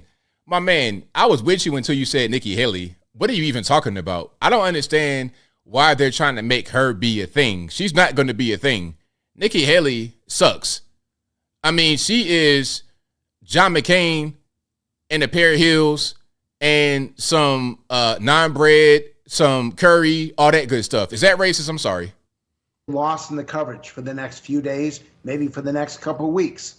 As Trump turns this to his advantage, he is the best victim politician I have ever seen in my 35 years in doing this. And this is exactly what he would have wanted in the run-up to the Iowa caucus. Very quickly, because it stuck out to me in looking at these polls, how many people who sat out in 2020 are now saying they're going to vote and they're going to vote for Trump. So you think this just sort of supercharges that, right? It's going to just bring more people out to vote for him. Yeah. Who maybe sat out before. And the state that blew me away was Nevada, because that's a state with a significant percentage of Latino votes. Trump has been screaming about illegal immigration, and Nevada seems to be rewarding him for the language that he uses and for the intensity of his message. If Nevada's going this much for Trump, that ought to send you a big signal about what's happening in America today. Because, you know, people, again, this right here proves what I said earlier about illegal immigration. Stephen A. Smith, normies think that it's a Mexican thing, that if you don't like illegal immigration, you're racist against Mexicans. That's the dumbest thing in the world. That's somebody that has no idea what's happening in their country. It's not Mexicans that are coming across illegally. Not really. I mean, you have a bunch of illegal Mexicans, but that's not even the problem, actually. If it was just them, it wouldn't be a border crisis. It's not just them. It's the whole world. It's literally the entire planet. Everybody is coming across illegally. China, Russia, Africa, where the whole everybody coming across illegally. That's the problem.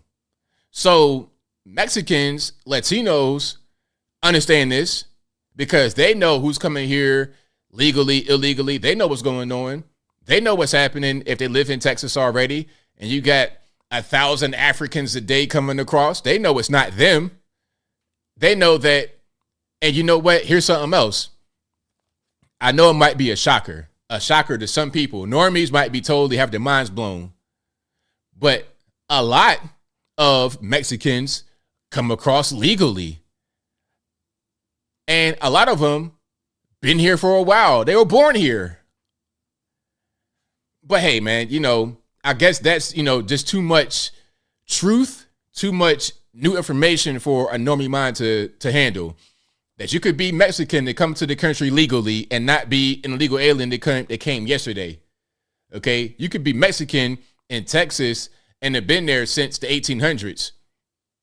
Anyway, so let's hear from Trump about the whole situation. It's no wonder crooked Joe Biden and the far-left lunatics are desperate to stop us by any means necessary. They are willing to violate the U.S. Constitution at levels never seen before in order to win this election. Joe Biden is a threat to democracy. It's a threat. They're weaponizing law enforcement for high-level election interference because we're beating them so badly in the polls. It's no wonder. Right on point. election interference. And it's crazy how the left will scream about election interference. You guys are trying to block the vote, all this, that, and the third. They'll talk about all that stuff, but then it's okay when they do it. It's totally fine. No big deal. We're going to do the whole the FISA warrant thing. And by the way, did you guys see where they passed a warrantless search? Okay, no more need for a FISA warrant now. We could just spy on you directly and it won't be a problem. That we just totally got past that whole hurdle right there. We snuck and got a fake warrant to spy on Trump, but now we passed this bill. There's no more need to even get the warrant. We could just spy on you directly. Okay, so they got the warrant under false pretenses. The Steele dossier. They did all this stuff to interfere with the election, to interfere with the election.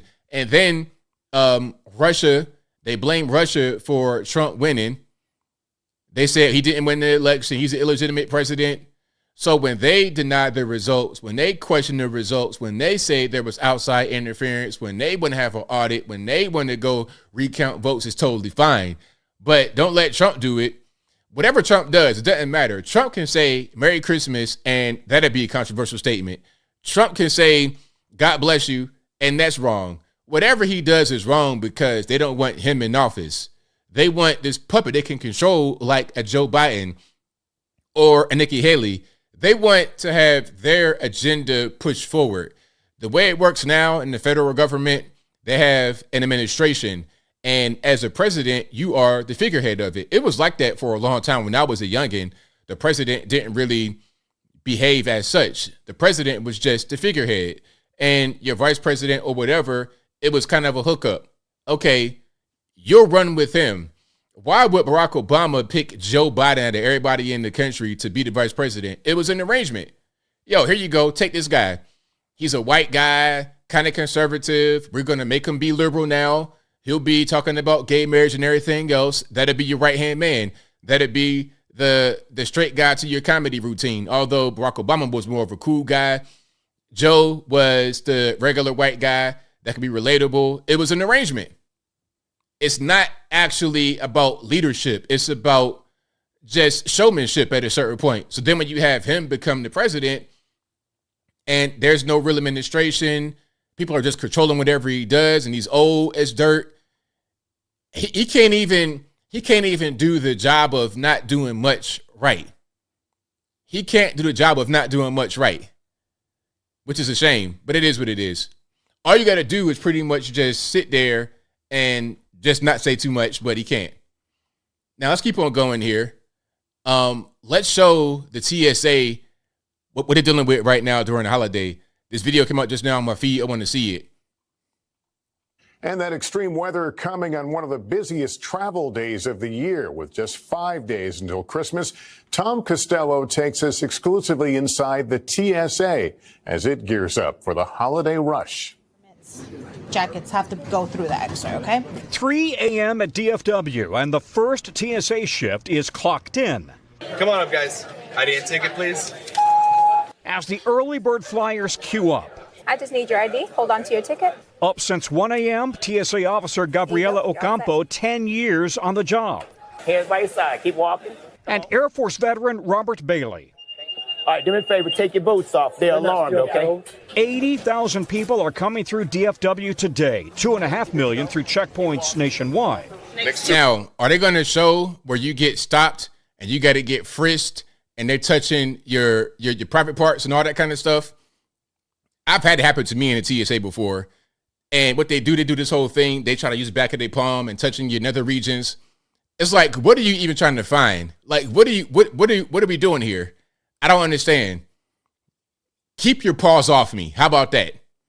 Do you guys not have advanced technology? You could just see through what I got going on. Why you got to touch my situation? I don't like that. Side by side. To expedite screening, dog teams often sniff along passenger lines for any whiff of explosives, allowing passengers to keep their shoes on, while TSA officers rotate through multiple jobs all day to stay alert and focused. ID checks, body scanners, carry-on luggage x-rays, and a second look for checked bags. We're not personally going in every bag because technology takes care of a lot of this stuff. And 2023... I bet it does. I bet it does. is set to break another record. Ma'am, do you have anything sharp or dangerous, breakable or fragile inside the bag? Guns. Nationwide, TSA officers have so far detected more than 6,300 guns this year, 93% of them loaded. Most passengers say they forgot to properly check it in a TSA-approved case. The airports with the most gun confiscations, Atlanta, DFW. I knew it was Atlanta off the rip. I knew it'd be Atlanta. But to be fair, Atlanta is a humongous airport. And for me, Atlanta is perfectly fine. I'm used to the airport. I go there all the time. For me, it's easy. I know how to move around. If it's your first time going to Hartsfield-Jackson, it's like it's kind of overwhelming. It's real big. If you have like a regular normie airport, it's like 2 terminals, and then you go from there to Hartsfield-Jackson, it's a whole new world. You go from somebody's house to a whole football arena. It's crazy. Houston, Phoenix, and Nashville. And the very officers charged with ensuring passenger safety are sometimes verbally abused. We do not ever tolerate abuse of our officers. We will call on law enforcement to help intervene where we need. Sometimes they verbally abuse us. Keep moving. Go down there. Go right here. I'm sorry. My bad. 22 years after 9/11, the core mission remains the same. It's the safety of the passengers. My family also travels, and I would like to think that they're in good hands as well. A high-volume, high-stress day, and it all starts again at 3 a.m. Tom Costello, NBC News at DFW. Thanks. So there you have it. So are you guys traveling? You guys catching a plane ride? Are you already at your destination? Have you already gone on the plane? Yeah, traveling right now, it's a mess. And going to the busier airports, Atlanta, forget about it. During this time of the year, it's a mess. And don't let it be cold and snowing. Oh, my goodness, forget about it. Don't even, at that point, you might as well drive or try to catch a magic carpet or something like that. Try to go Latin mode because you're going to have a hard time, like, trying to find somewhere to park. But it depends on the size of the airport and what they have going on. Atlanta, what they did was they closed down one of their parking decks, I think, for construction. That's going to be a mess. They have little parking shuttles near the airport, but a lot of those are closed down. And then since it's limited space, they get booked up months in advance. I mean, you might as well, at a certain point, ride the groom shuttle from a different city. Like where I live, they have a groom shuttle that take you from Chattanooga to Hartsfield-Jackson, a direct shot, like 90 minutes, hour and a half, 90 minutes, 90 minutes to 2 hours, depending on the traffic. So that might be the best way to go about it, rather than trying to go down there and drive and all this and that, or catch a connecting from Chat. But anyway, I digress. Shout out to you guys who are traveling. Hopefully you guys have a safe flight, safe trip, safe journey. When you're on the road, in the air, be safe out here. Okay. Yeah, shout out to ORF. Shout out ORF. Small airport, mid-size, I guess you would say. Yeah, pretty easy to get in and out. But the rental car return is a whole big maze. It's like taking your driving exam to take your car back after you get done with it. In the parking garage, you got to go upstairs, and you got concrete barriers. You got to take a crazy turn. It's like, what's going on here? If I got a big truck in here, it's going to get scratched up ASAP. Okay, you don't fly, autism. Hey man, it's all good. Autism donkey. I'm not trying to make fun of your name, but hey, everybody don't fly. You know, I started flying when I was young, though. I don't even know how old I was. Probably a baby when I started flying, you know. But yeah, shout out to all the airports. What I don't like is New York airports. I don't like New York in general. I don't like New York or LA. Shout out to all the New Yorkers and Los Angelinos, but I don't like your cities. That's just me. I prefer smaller places and more wide open spaces. I don't like population density, filth, dirt. I'm cool. Give me some room to breathe. That's what I like. Worst couriers in ORF. I don't know anything about the couriers. All right, let's keep on going here. Yeah, park and fly, best way to in and out of Atlanta. Yeah. But the thing is, you got to get it early. You got to book it. Like, excuse me, you got to book your parking space when you book your flight. Because if you try to park there right before, it might be filled up. You're trying to travel right now. Like I have an app on my phone called Spot Hero, and I can look at where the open spots are. And a lot of them are already filled up. So you gotta be careful. But anyway, let's keep on rocking here. I wanted to touch on the bank, Navy Federal Credit Union, NFCU, Navy Federal Credit Union. They said, when I say they, I mean, hold on, let me just read this right here. There's a lawsuit. Wait a minute. Let me read this. Well, the largest credit union in the country. Okay, let's refresh because they got some kind of freezing action going on. Well, the largest credit union in the country is facing new scrutiny over racial disparities in its mortgage lending. A class action lawsuit filed this week against Navy Federal Credit Union alleges the lender discriminated against Black and Latino applicants. An investigation finding more than 75% of white borrowers were approved in 2022 compared to less than 50% of Black borrowers who applied for the same type of loan in the same year. According to the Consumer Financial Protection Bureau, that's the widest disparity of any. Okay, so they are now being sued, class action lawsuit against the bank because they say there's a racial disparity in the lending process, which is completely bogus. Completely bogus. Can we just get into it here, please? Now, NFCU, Navy Federal Credit Union, there is a disparity between Black and white borrowers as far as the approval percentages, the approval rates. But that doesn't mean that the bank is being racist. Now, CNN put this article out here. They did a study, an investigation, and in their study, they looked at Black borrowers, white borrowers, and the approval percentages, who got approved and who didn't. They looked at income and some other things we'll get into in a minute. But the main thing they did not look at was credit scores. They did not factor in any credit scores. So you know what? And they said the reason why they didn't do that is because it's private information. But you know what? I'm going to tell you this right here. And don't nobody get offended. Nobody get racist. Are you ready?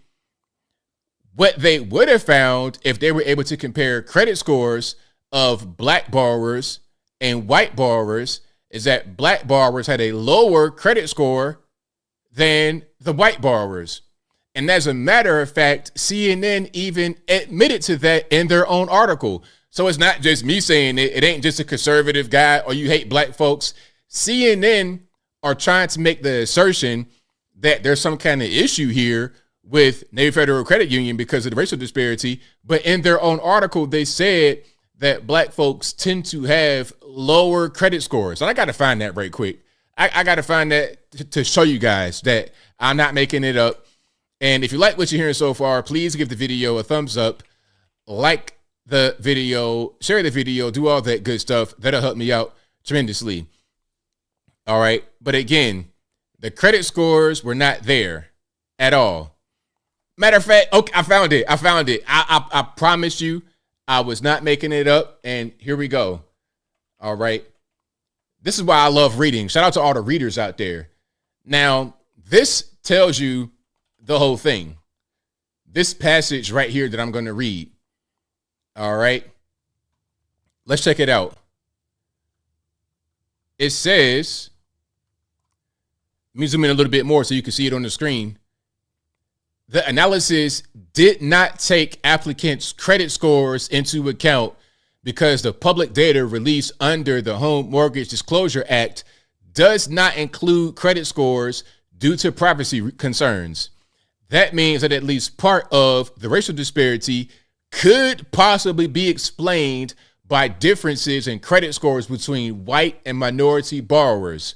Black borrowers in particular tend to have lower credit scores, in part due to the impact of historical discrimination and a continuing lack of access to traditional financial institutions in Black neighborhoods, according to researchers. They're telling you right there that y'all Black folks got lower credit scores, but that was taken into account. Oh, we're not going to talk about that. And again, I'm on the actual article right here. This is CNN. I'm right here. I'm not making this up. Hand of God. This is the article right here. They're telling you we did not take into account the credit scores and Black folks have lower credit scores. But somehow that didn't make it into the article. It's like, well, it's there, but it's not really being reported by those who are trying to do commentary on it. Your Roland Martins and all these people, you know. And you know what? I went to a Black-centric Instagram page called Earn Your Leisure, and I'm commenting on this because they posted it. I'm commenting on it. What I get called? Uncle Tom, bootlicker, Sambo. All I said was it's irresponsible for CNN to put the article out there when they didn't even look at credit scores because they didn't have access to it. I got called all kind of names. I got called everything but a child of God. I got called everything up under the sun for saying that. At a certain point, the Black community is toast. If people are going to say that to me and not even trying to hear out what I say and not even look at the article and read it, there's no hope. People were citing memes at me. Memes. I'm like, yo, read the article. They were citing internet fake, by the way, fake internet memes. I literally copied and pasted from the article, put it right there.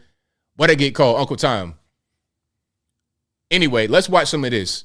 And exclusive reporting shows that Navy Federal Credit Union has the widest disparity in conventional mortgage approval rates between white and black borrowers of any major lender. This is the nation's largest credit union. It serves military members, defense personnel, veterans, and their families. And CNN's Renee Marsh found that it rejected more than half its black conventional mortgage applicants last year. And somebody asked a good question. What's the need to even report this? Meaning, why even do the story about the bank and the gap in the black and the white? This could be a hit job, okay? This could be a hit job. This could be a paid advertisement for other banks. You see, this could be Wells Fargo, other banks trying to hide their past discretions. This could be a personal issue with CNN. There could be some ties between CNN and other banks that they want to support against Navy Federal Credit Union. Because the corporate world, it gets crazy. You know, when you're talking about thugs on the street, guys that got guns, guys that want to delete people or whatever, they get really raucous. They get really active. But the real thugs, the real gangsters, suit and ties. These guys will do signature forgery, corporate espionage, all kind of stuff. When you get into the high levels of government and things of this nature, you're going to have real spies like Eric Swalwell and Yum Yum, a.k.a. Fang Fang.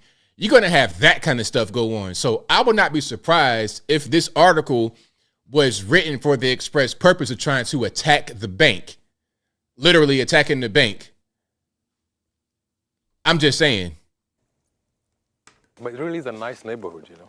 Baba Tandi, a Kenyan immigrant turned Texas entrepreneur, knew this was his dream home the moment he saw it.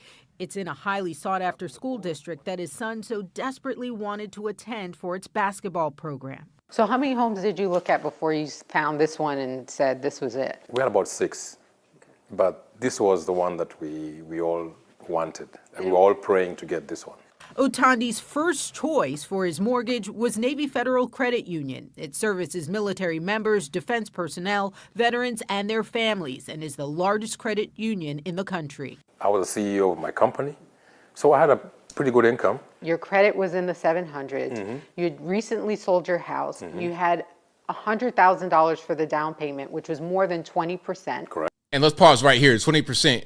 Now, this study about the gap between black and white borrowers was only for conventional loans, conventional mortgages. Now, typically, a conventional mortgage requires 20% cash down payment, typically. That's not always the case, but typically that's what it is.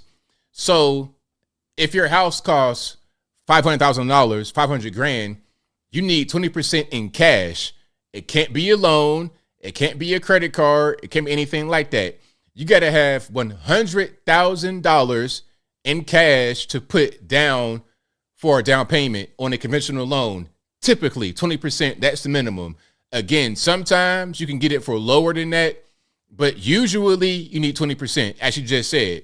Now, an FHA loan, which I have, by the way, only requires about 3.5%. So rather than $100,000, you could put down $17,500 for the same mortgage price. Okay. $17,500, because if you got $1 million house and 3.5% at $35,000, half of that $17,500. So that's a big difference, and that's a lot more accessible. $17,000 versus $100,000. But for some reason, it didn't do a study on that. I would presume that since they admit that black people have lower credit scores and less access to capital, that black folks will have they will have a higher success rating in FHA loans versus conventional because of the money factor. But hey, we gotta push a narrative and convince the normies that this bank is racist. Why? Hey, y'all figure it out for me. I don't know anything. What do I know? Right. I mean, what more could you ask for? CNN reviewed Otandi's financial documents. He even had a pre-approval letter from Navy Federal in hand. But just 2 weeks before closing, They got a denial. They sent me a letter saying, "We're sorry, but your application has been denied." Were you stunned, surprised? I mean, I was stunned. I was shocked. I was hurt. the denial letter listed excessive obligations in relation to income as the reason. Okay, now, are we going to gloss over that? So if CNN got his financials and they were able to see what was going on, they were able to see what the bank saw, and they were able to see what the underwriter saw, which is why he got denied, because the bank gave him the pre-approval. They put it through the automated system, and then they went to the underwriter, and then they looked through his stuff with a fine-tooth comb, and they found some red flags, and they denied him. And the reason they say right here is excessive obligations in relation to income. What are these obligations? What is this debt to income ratio? What kind of debt do you have? Do you have a bankruptcy? Do you have child support? Do you have student loans? Do you have credit card debt? Do you have another mortgage? Do you have just random stuff on there? Do you have a lot of consumer debt? Do you have, okay, you are a business owner. Okay, so what kind of income do you have? 1099? Is it sporadic? Is it random? You sold a house and got $100,000 out of that house. Is that the only money you have? Do you have any more money? Okay, you didn't just earn that $100,000 from working. You earned it from what? Just selling your house? Was it an inheritance? Did you already buy the house? Can we get some more information? You're not giving this the full story. Just because you may have a decent income and you may be a so-called CEO, which is a BS term, you may have all these things, but what's really going on? What's really happening? Let's get down to the bottom of it, my man.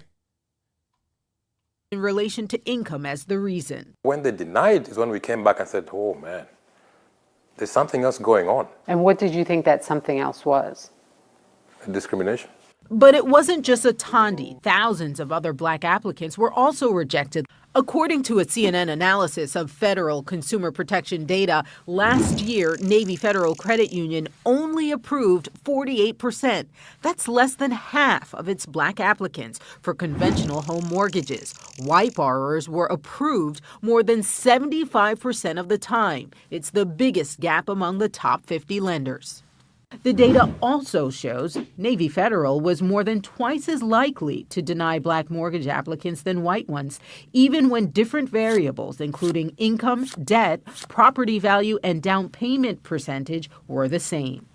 Now, again, they're not talking about everything. Now, let's go back to this. Income, debt, property value, down payment. They're not talking about everything because, okay, income, there may be a certain dollar amount. Let's say somebody has $135,000 in annual income. Now, where does that money come from? Does it come from a W-2 job, 1099? Does it come from investment properties? Where is your money? Does it come from cryptocurrency? Like, where are you getting your actual money from? How are you getting your money? Is it consistent, sporadic? What's happening? And what are your expenses? See, debt is one thing, but it's something different to have expenses. If you make $135,000 a year, but you have $2,000 a month in expenses, that's better than having $10,000 a month in expenses. Obviously, if you have the lower expenses and you're able to live comfortably like that and you're able to prove it, then you're going to be a better candidate to be able to get a loan versus the person that pretty much spends all their money and has no savings. And then the debt. Okay, what kind of debt do you have? Do you currently have a loan, another mortgage for like $1 million? Do you have expensive cars? Do you have child support, bankruptcy? What's on your credit report as far as debt? And child support is on credit report as debt if you're in arrears. It will go there. Okay, so what kind of debt do you have? It may be the same dollar amount, but what's in there? Property value. I mean, it depends on what you got. You got an investment property. Do you live in the place? And your down payment, okay, that's cool. But again, we're not talking about credit scores. We ain't talking about a lot of other things that go into being approved or denied for a mortgage. And I've gone through the process. I am a homeowner. I have a mortgage. I've gotten credit cards, home mortgage, car notes. I done had a lot of cars in my life, so I know how this whole thing goes. All right. And I know I'll talk to the underwriter in the company and I sign papers. I know what it is. All right. So that's just the situation that's going on. All right. So I'll keep on moving here. If you like what you're hearing so far, please give the video a thumbs up, like the video, share the video, do all that good stuff. That'll help me out tremendously. All right. So shout out to Antonio. Antonio says, BS, DV. What's that? Pardon me, I'm stuttering. Disabled veteran. I got full approval, no questions. I'm black, no debt, 816 credit score, paid closing costs in cash. There it is. Boom. There it is. Okay, that's what's happening. So yeah. Shout out to Navy Federal Credit Union. I've always heard about them being a very good bank. I've never heard anything negative about them. I've always heard positive things about the bank. So I think this is a hit job from CNN for some reason. Why they did this, I can't tell. I don't really know what's going on. Okay. So let me go ahead and keep on rocking here and get to the super chats. Then we're going to get to the calls. The number to call is 434-658-1220. Again, 434-658-1220. But yeah, it's not racist if you get denied. And then ultimately, my man that they were profiling got approved by a different bank. So did he get approved because of racism as well? And what about the white people who were denied at Navy Federal? Did they get denied because of racism? Like, what's the reason? What is the actual reason? You got to get down to the bottom of it. I was listening to a podcast on YouTube, Pocket Watching with JT. Shout out to you, boss. Great channel, great content. That's where I got the idea to really do this story about Navy Federal Credit Union. But I was watching him talk about this issue, and he did call-ins. And people were calling, talking about, yeah, I got denied and they're racist. And then he started asking questions. One person, what they said kind of exemplified a lot of what happens with things like this. He asked him, hey, do you have any debt? He's like, no, I have no debt. And then he started talking some more. He's like, yeah, I got 90 grand in student loan debt. It's like, you just said you had no debt. Now, all of a sudden, you got 90 grand in student loan debt. Where'd that come from? There was always stuff like this. One guy was making, I think he might have making like 300 grand a year, some big amount of money, some six figures, might have been 200, 300 grand a year. And he said he only had like 20 grand in savings. And he had credit card debt for 40 grand. It's like, my man, if you make $300,000 in a year and you only have 20 grand to your name and you got 40 grand on the credit card, what are you doing with your money? So you have a lot of money. You may even have good credit, but look at your spending. They're going to see that in underwriting. They're going to be like, yo, this guy cannot stop going to the mall. He cannot stop buying liquor and weed. They're going to look at all that. Okay, you have spent $10,000 US at your liquor store in Podunkville, USA. You've gone to the weed dispensary 85 times this year. All right. You have 4 cars, all Dodge Challengers, loud as loud can be, kitted out, 25-inch rims. You make a lot of money, but you spend a lot of money. You spend money on frivolous things. You have sporadic income. You got bad credit card debt. You got student loan debt still. Why would I give you a home loan approval? You have a lot of money, but you're going to go bankrupt eventually with the spending habit. And then you try to bring in the home in that, you're not going to be able to upkeep it.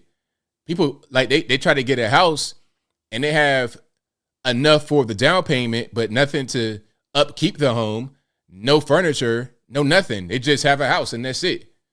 That house will soon go right back to the bank.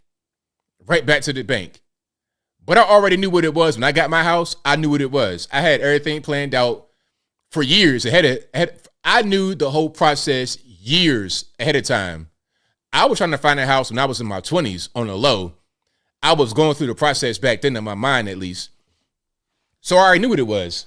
So I got to have money for maintenance. I got to have money for the down payment. I got to be able to furnish. I got to be able to do X, Y, and Z, repairs, emergency, insurance. I got it. Let's get everything, all ducks in a row. And if you don't have that, they could tell by your banking habits, by your spending habits. You're getting denied, and it might be the best thing for you. So it is what it is. Let's keep on going here. Vince, $300,000 he made in a year with no cash. It's like, what are you doing? What are you doing? If you make that much money, you should have some cash on you. Okay, you shouldn't be check to check with that kind of money. I mean, unless you got like 35 kids in the house, something crazy like that, which he didn't. But anyway, let's keep on going. Super chats on deck. I think it's about KMIT who says, went local gun shop today and the place was packed. Oh yeah, everybody trying to get a last minute gift for their loved one. Everybody trying to, get it rocking. Thank you to Apu who says, Makita Rivers, Brian Williams, 500 million fiasco. What's going on with that? Let me look it up right quick. Makita Rivers, Brian Williams. Like, what's happening? I have no idea what's going on with that. You got to clue me in. This is old. I don't know what's happening. But yeah, shout out to you. Shout out to Seahawks who says, freedom ain't free. It sure isn't. It sure is not free. All right. That's a reference to the Kamala Harris clip earlier where she said free bought 45 times in 2 seconds. Shout out to Apple Backer All Puff Daddy who says, home invasion, Staten Island woman and daughter victim. He also says Trump off ballot in Colorado, shameful Supreme Court. And then he says, ABL, you like eggnog, hot cocoa, Irish cream coffee? I like the taste of eggnog, but I got sick one time drinking it, so I'm good. I got real sick one time drinking it. I don't know what happened. Hot cocoa, when I was a kid, I liked it, but not so much anymore. Irish cream coffee, I've not had that before, actually. I might have tried that. If it's like eggnog, I'm a pass. But I do like the taste of eggnog. Thank you to Apple again who says, ABL, you a patient driver. You road rage, you go fast. I'm patient to a certain extent in general in my life. I'm pretty patient. You guys see me on a call sometimes, and I can be very patient with people on the phone, but I have a limit. And then once I reach my limit, I'm done. At that point, I have no patience. But I have a lot of patience until the limit. I'll give you all kind of grace. I ain't gonna try to rush you, but I got a hard out. And once the hard out gets reached, all right, now it's a wrap. I don't road rage. If I'm on the road and you got a 1,000-year-old driver, I show grace, but at a certain point, I'm gonna get around you and go to where I gotta go. Okay, I was driving today, and we got driving Miss Daisy on the road going side by side, and the left and the right. It's like, okay, what's going on? So I saw a little bit of an opening in between them because they weren't directly side by side. They were kind of like this. You understand? So there was a little bit of space right there. So I kind of got behind this guy to create more space. So he would kind of just go up. So I got in right here in this little crease and got beyond him and kept going my destination. But it was done respectfully. I ain't try to just side swipe him or clip him from the, nah. Just a little bit of acceleration in the Mustang. Okay. Can I get some room? Cool. Now I'm gonna merge and I'm out, and that's it. All right. So shout out to Cal Denson, who says, no wonder Stephen A looks like Pennywise because he's a clown. Little does he know that this will hurt African Americans. It's already hurting African Americans all over Chicago. They're upset. They're frustrated. They're voicing their opinion. New York City, same thing. It's a problem. But he doesn't understand that. He's living in Los Angeles or in some faraway place. He has no idea what's really going on out there on the ground. All right. Now, shout out to Seahawks, who says ABL is suspect. LOL. Russian informant. Hey, that's me. Das Vidania. If he dies, all that good stuff. Shout out to Big Rocks, Little Rocks, who says, shout me out, ABL. Won't be able to catch the stream tonight. Got a 3 a.m., 12-hour drive to see family. And Smith & Wesson is better than SIG. Shout out to you for that, man. And have a safe drive. 12 hours at 3 a.m. That's rough, boss. But, hey, be safe out there on the road. And shout out to Boomhauer, who says, glad to be back. I went out of the country and caught a crazy sickness, and I stopped breathing 3 times a night for a week. I'm better now. Good to see you again. Good to see you, man. I'm glad you are able to just be with us. Okay, God was on your side, man. Thank you for joining. And, hey, stay healthy. Don't get sick no more. Okay, what do you think happened? Was it some kind of water you drank, some kind of food you ate, or just random? Yeah, let's not have to happen to you no more, man. Glad to see you back. All right. Tazante Fight says ABL holds the steering wheel sideways when he honks. I don't do no honking, okay, unless you just are at the wheel sleeping. Green means go, all right? So if we're at the light and we're stopped and it's green and the cars are going and you just chilling, I'll give you a nice little polite honk, a little doot, a little doot. And if you don't, drive forward, then I'm gonna lay on the horn. I'm gonna lay on it. Beep. It's gonna be ear piercing. But the little polite honk. All right, let's go. But if you don't move, you just like in La La Land, smoking crack or whatever at the light, man, nah, you're gonna be out of there. And if you don't move, then now it's big truck territory. It's Mustang 8-cylinder. We're gonna get some revving and rocking and rolling. You're gonna get moved around ASAP. But anyway, I digress. Let's get into the calls. The number to call is 434-658-1220. Again, 434-658-1220. There's also an email in the description to get on Skype. You could be right here in the bottom left-hand corner of the screen and talk about whatever's going on. And if Skype doesn't work right, don't blame me. Blame the white man, because you know it ain't my fault. Yeah, I don't honk, really. Honking is just like if I have to. Like I don't honk like on the interstate. On the interstate, there's always a way to get around. And if I can't get around, then what am I going to do? Honking, it's not going to make a difference. If you got a truck blocking all 3 lanes, they know what they're doing. Honking ain't going to do nothing. So I'll just wait. 561, you're on the line. Who am I speaking to? Hey, what's up, man? My name's JJ in chat. All right, man. What's going on? Can you hear me, boss? No, my bad. This is a weird echo. So Yeah, what I was going to say about maybe federal was... Hold on, Carla, before you start, turn the stream off in the background for me. Say again? Turn the stream off in the background. It's off. All right, go ahead. No, what I was going to say was, back in 2017, and this is about Navy Federal, by the way, I applied for a loan, and it was a veteran loan. I had 20%, even though I didn't need it. I worked as a federal contractor in Afghanistan, and I got denied because the location was too far. Whenever you get a veteran loan, it has to be within 250 miles or whatever. My buddy applied for the same type of loan more recently when they be federal, and he got approved. And he in the same situation as I was. And again, I had like a 750 credit score or whatever. I applied again with them for a conventional loan during that same time, and they basically denied it, right? No difference, no debt. 120,000, a little bit more than that. Most of it tax free because whenever you work as a federal contractor overseas, most of your money is tax free. You know, you don't pay any federal taxes. And then this year, I applied for a home equity loan, and I'm actually making more money. Credit score is still good. I have another house that's paid off, and they denied it again, right? This time, what was it? What did they say? They said that it wasn't my primary home or something.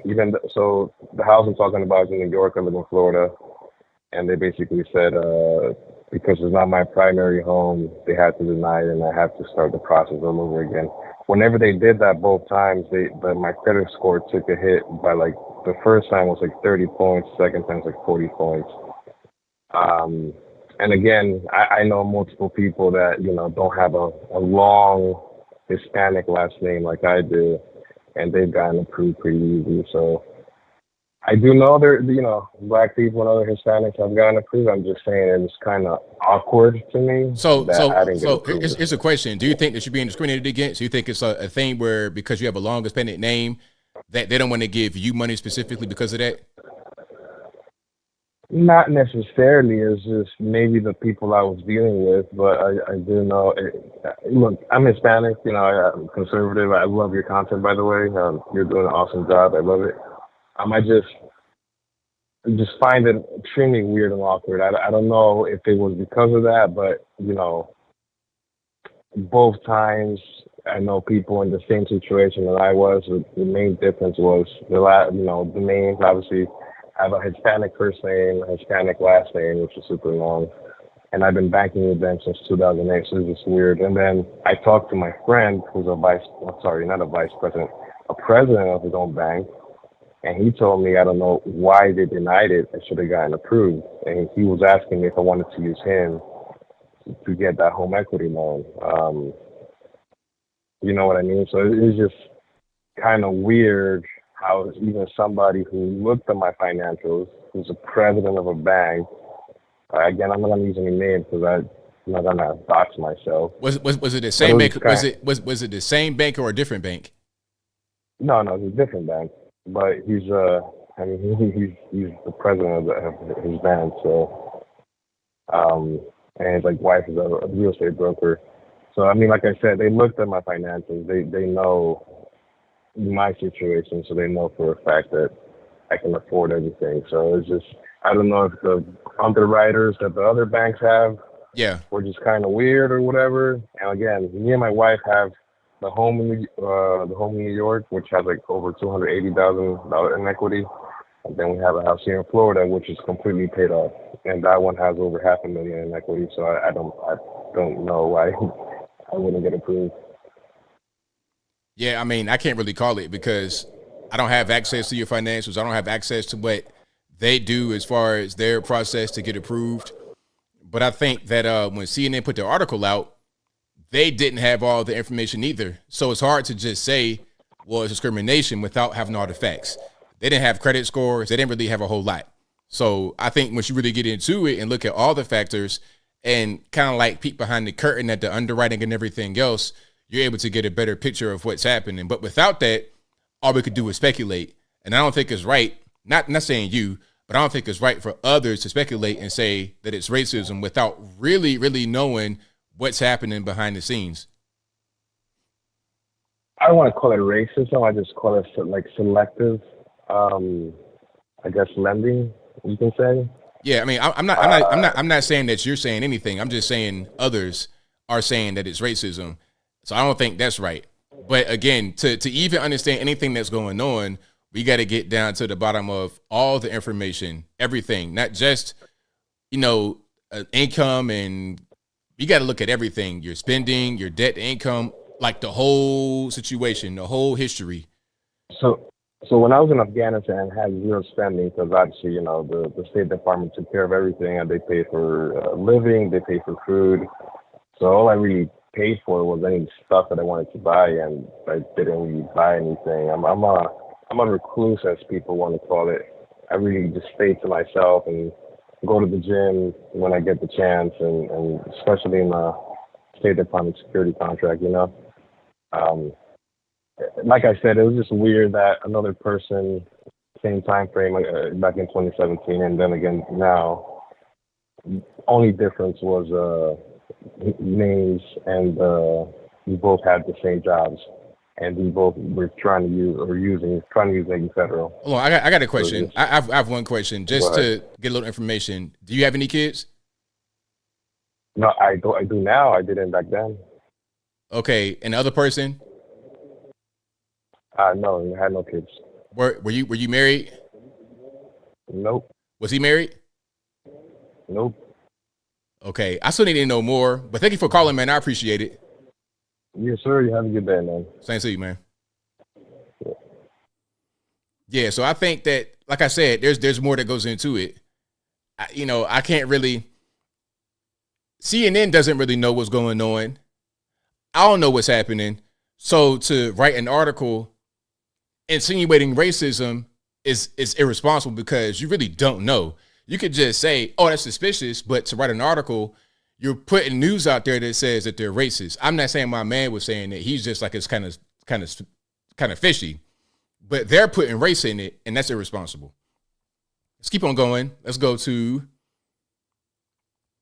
205. You're online. Who am I speaking to? Hey there, ABL. This is Jason from Alabama. All right, man. What's going on? Oh man, nothing much. I spoke to you a few times before, man. I just wanted to weigh in on the Trump situation, of them removing him off the ballot. Man, going back to the 2020 election, man, I've always said once Joe Biden got inaugurated, I felt like even if Trump was to come back in 2024, I felt like the damage that Biden has done is almost irreversible, at this point. And going into it at the end of 2023, I'm realizing now that that's been exceeded way past my expectations. And, and we still got a full year. Who knows what's going to happen under 2024 with all, global conflicts, the illegal immigration. I've seen that video you posted with all the illegals outside of the border. It's just crazy. But man, I just want everyone that's listening, man, and conservatives around the country. I just want us to not get our hopes up high, man. I feel like this 2024 year is going to be a year for the books. I feel like every attack is going to be thrown at this man, and I feel like the Democrats are going to do whatever they can possible. I don't know if your listeners remember, but during the 2020, after the 2020 election of Trump and Rudy was contesting the election,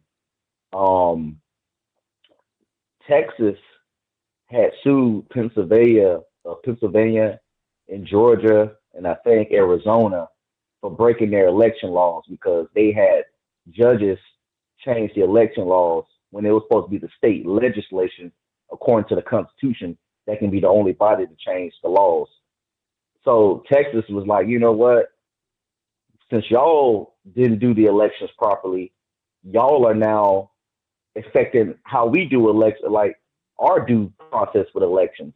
Because now, it affects everybody. So Texas sued, Arizona, Pennsylvania, Georgia, and then a few weeks later, a lot of conservative states joined in on the lawsuit on the side of Texas. And then later on, a lot of the liberal states joined in on the states, obviously, that Joe Biden won, which is the, Nevada, Pennsylvania. They brought that case to the Supreme Court. Guess what the Supreme Court did? They shut it down. They said, well, we're not going to take this case up. We don't want to determine the outcome of the election, which all the Supreme Court had to do was say, okay, Pennsylvania, Nevada, Georgia, y'all's elections is not valid because y'all violated the Constitution. It's not supposed to be judges to change the election laws. It was supposed to be the state legislation. So that would have easily voided certain results of the election, but the Supreme Court still shut it down. despite the conservative justices there. So, I just want our listeners, to man, like don't get your hopes up too high. Like I'm hopeful, but it could be a thing where the Supreme Court, may pull one of these numbers off. But I'm not sure if you remember that lawsuit specifically. I wanted your thoughts on that. Well, I mean, all you can really do is just go out there and vote. And no point in getting demoralized, because if you do that, then that's all you're going to do is just have fewer people to come out and vote, which is the worst thing to do. All you can do is vote. Anything else, you can't control. So just do your part, go out and vote, get everybody to go out and vote, and then we do with the rest afterward. But trying to worry about things we can't control, to me, doesn't make any sense. Right, yeah, I agree. Yeah, like I say, he was the first president I voted for in 2016. And, I'm 27 years old, black, by the way, just to kind of put it out there. I wasn't really involved into politics until Trump did run, so, he was my first president I voted for 16 and also, did it in 2020. But, I just think we need to, I think we just need to be prepared, you know what I'm saying? Like, it's just getting crazy. I'm 26, I'm 6 years old, and I haven't been on this earth, long enough like a lot of other people here, but just the deterioration of the United States from way back from when I can remember, like 2001 during the 9/11 attacks. That's how far back I can remember for us, me being young. Just from 2001 to now, I've never seen it just went way downhill like it is now. And I think a lot of stuff really started with Obama. He really ushered in a lot of this stuff, with the race wars and stuff, and BLM and some of his divisive policies and stuff. But yeah, man, I just just want to tell our fellow conservatives out there, man, just buckle up, man, for 2024. I think we just need to try to get our money up as much as possible. Have options laid down on the table. You see people like Mark Zuckerberg, he's already preparing for the worst by having a multi-billion-dollar bunker being built in Hawaii. I think he's kind of seeing the inevitable, unfortunately. I don't think he's seeing things are going to start getting better. Miraculously, maybe we can get Trump back in, but man, I feel like you say, the government is so big and powerful at this point. They gonna have a few things up their sleeve. They already got the mail-in ballots, but I'm hoping that the large numbers of people waking up is going to overcome, and man, we can win if Trump can stay on that ballot. But I ain't gonna hold you up too much longer, man. I'm enjoying the show, by the way. Appreciate you. Thanks for the call, man. Definitely appreciate you. All right, thank you. Bye. All right, shout out to the caller, and the lines are blowing up, so y'all please hang tight. Try to get you on as soon as I can. Let's get to 513 on the line. Who am I speaking to? Hey, how you doing, ABL? Everything's right about yourself. I'm doing all right. Happy holidays, man. On a lighter note, I know every time you have your show, it's really your show is great, but I'm saying the subject matter is bad. What are you looking forward to in your Christmas dinner? Just good food, man. I don't know about specific items, just good food. That's the main thing. Oh man, nothing specific? Not really, you know what I mean? I just good food. Not like pecan pie or like turkey or I'm not really I don't really do a whole lot of the fat eating to be totally honest. So I might have a slice of pie. I might have a slice of pie, something like that maybe, but beyond that, I'm not really into that. Well, fair enough, man. It's just I want to wish you a Merry Christmas. Well, thank you, man. Merry Christmas to you. All right. Have a good one. Sorry to take your time. Bye-bye. All right, no problem. All right. Shout out to the caller. All right. Yeah. Shout out. If you're going to do the fat eating, man, I'm not hating, I'm not judging, man, but don't gain too much weight now. Keep your calories low as possible. All right. Shout out to all the fat eaters. It's all good. 504 online. Who am I speaking to? Hey, ABL. It's Alien Spaceship. All right, man. What's going on? All right. It's been a while. So a very good show, great callers, and I'll add my thoughts about the subject. So I was up early this morning, and I saw that they were taking Trump out of the Colorado ballot. I saw that, and I think that is really cringe. And basically, I don't know how they could do that. Yeah, they can't. They are announcing it, but in reality, they can't. They're trying to use some kind of interpretation of the 14th Amendment, but it won't really go anywhere because the Supreme Court will strike it down. It's just not going to happen. Right. And the people that would want to do that are so brainwashed, like you were showing earlier. These people that are having the liberals that are against what Biden is doing now, because all the stuff he's doing and all the promises he did not keep to those people. And these people seem very nefarious that want to take him out. It's like, are they not being affected by inflation and all these different things are going on? Like, I wonder about those people that are still against Trump after what has happened since the other one got elected. You know, that's a good question. Right. And also because I do think there are, nefarious people that are against the country and want to destroy it. And you're right. I remember seeing the whole clip of what Trump was saying. He wanted people to be, peacefully heard. He didn't want that to happen, what happened at the Capitol. And they're going to decide about, who won the election and that stuff like that. And then, of course, when that happened, they blamed Trump for what happened. And then they brought Joe Brandon in. And you said early on that it wouldn't really help our cause at all because they would try to make us look bad. Because the media is going to look at that and not what happened when the riots happened, when Floyd got killed, of course. Right, of course. Yeah.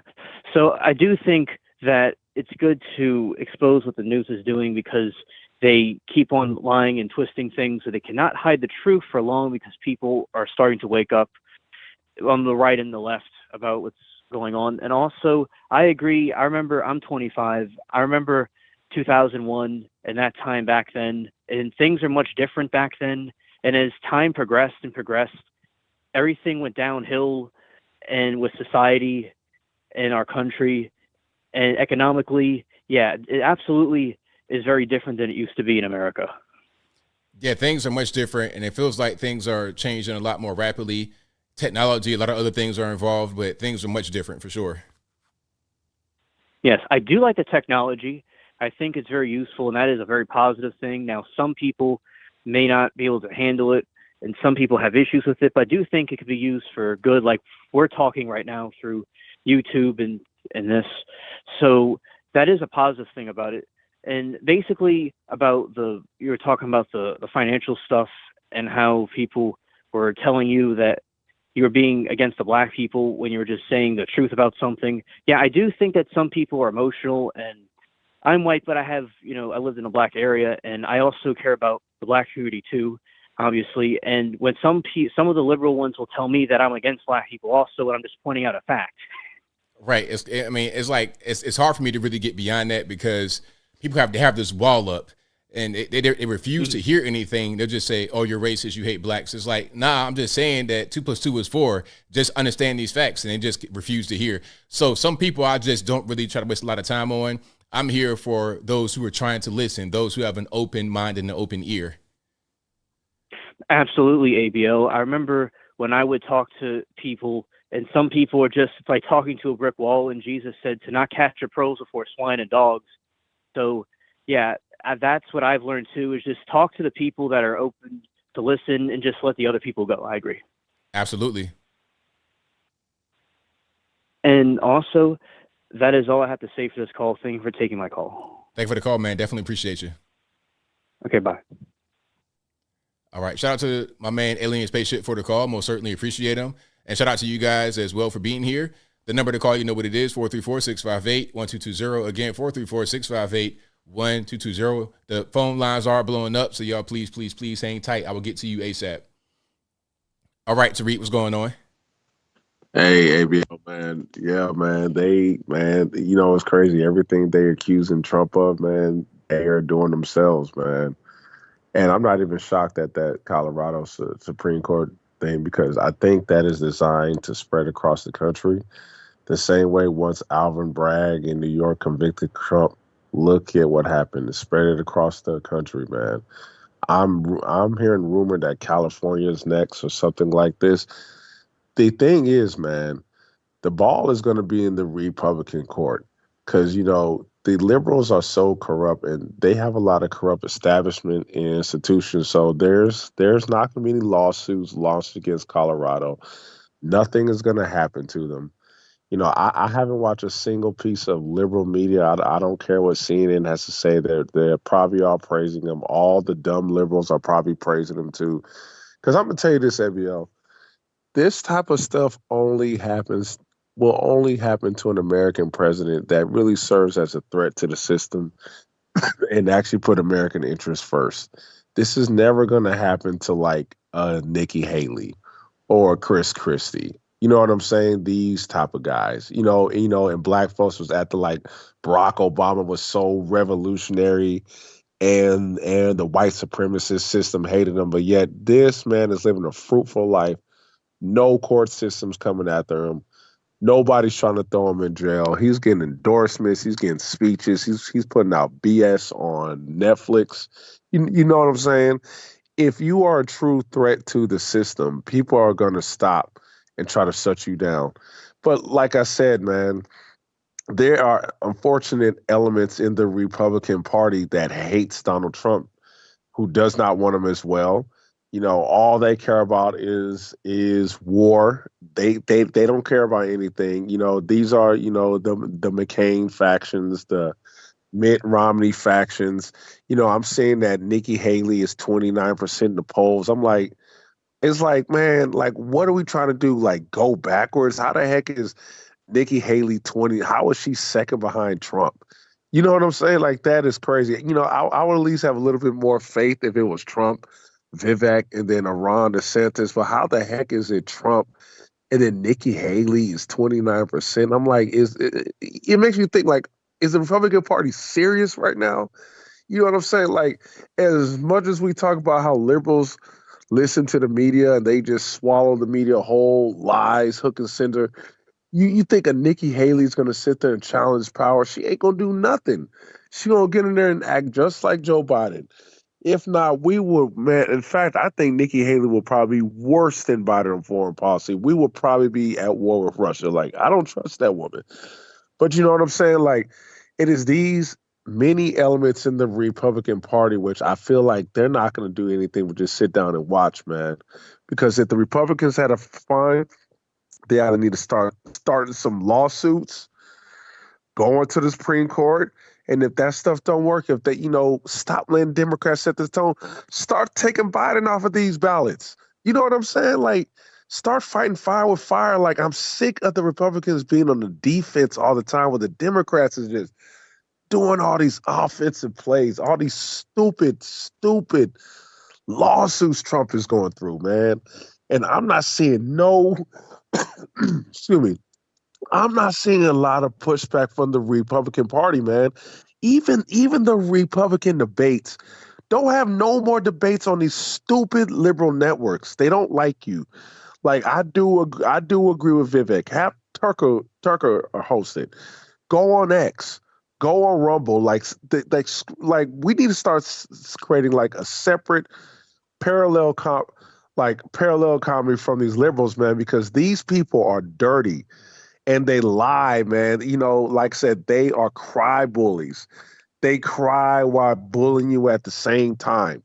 You know what I'm saying? Talking about Trump as an existential threat and that January 6th nonsense where a bunch of angry, unarmed people stormed, quote unquote, did an insurrection against the world's most powerful country, the most powerful military, got satellite in space.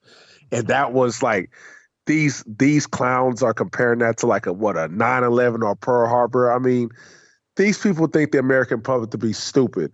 And then I told you this before, every time the ridiculous Republicans echo that same nonsense, calling January 6th an insurrection, they're just giving power to it. Once again, having liberals lead the charge on these stupid things. So yeah, man, that's all I gotta say, man. We know what this is, man. The ball is in the Republican Party court. I do think the Republicans need to start holding their congressmen accountable, start asking them questions. What are you going to do about this Trump situation? When are the lawsuits coming? What do you think the Republican governors need to do in response, man? Because I'm just sick of seeing this, man, and no pushback. And that's all I got to say, man. Thank you for the call, man. Definitely appreciate you. All right, take care. Fantastic call. Great calls tonight. Shout out to Tariq for the call. And shout out to you guys for being here. The number to call, 434-658-1220. Who am I speaking to? 757 on the line. Yeah, Mr. Logan. Chesapeake Bob here. How you doing, sir? Oh, well, man. How about yourself?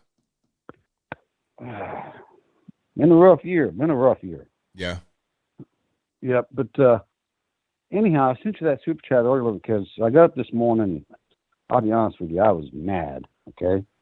And I went to the gun store. I hadn't been to the gun store probably in, 7 or 8 years. And I was surprised because it was packed. And I know you said, well, it's Christmas time. Everybody's getting that gift. And I got it. But everybody was in there because everybody in there was mad.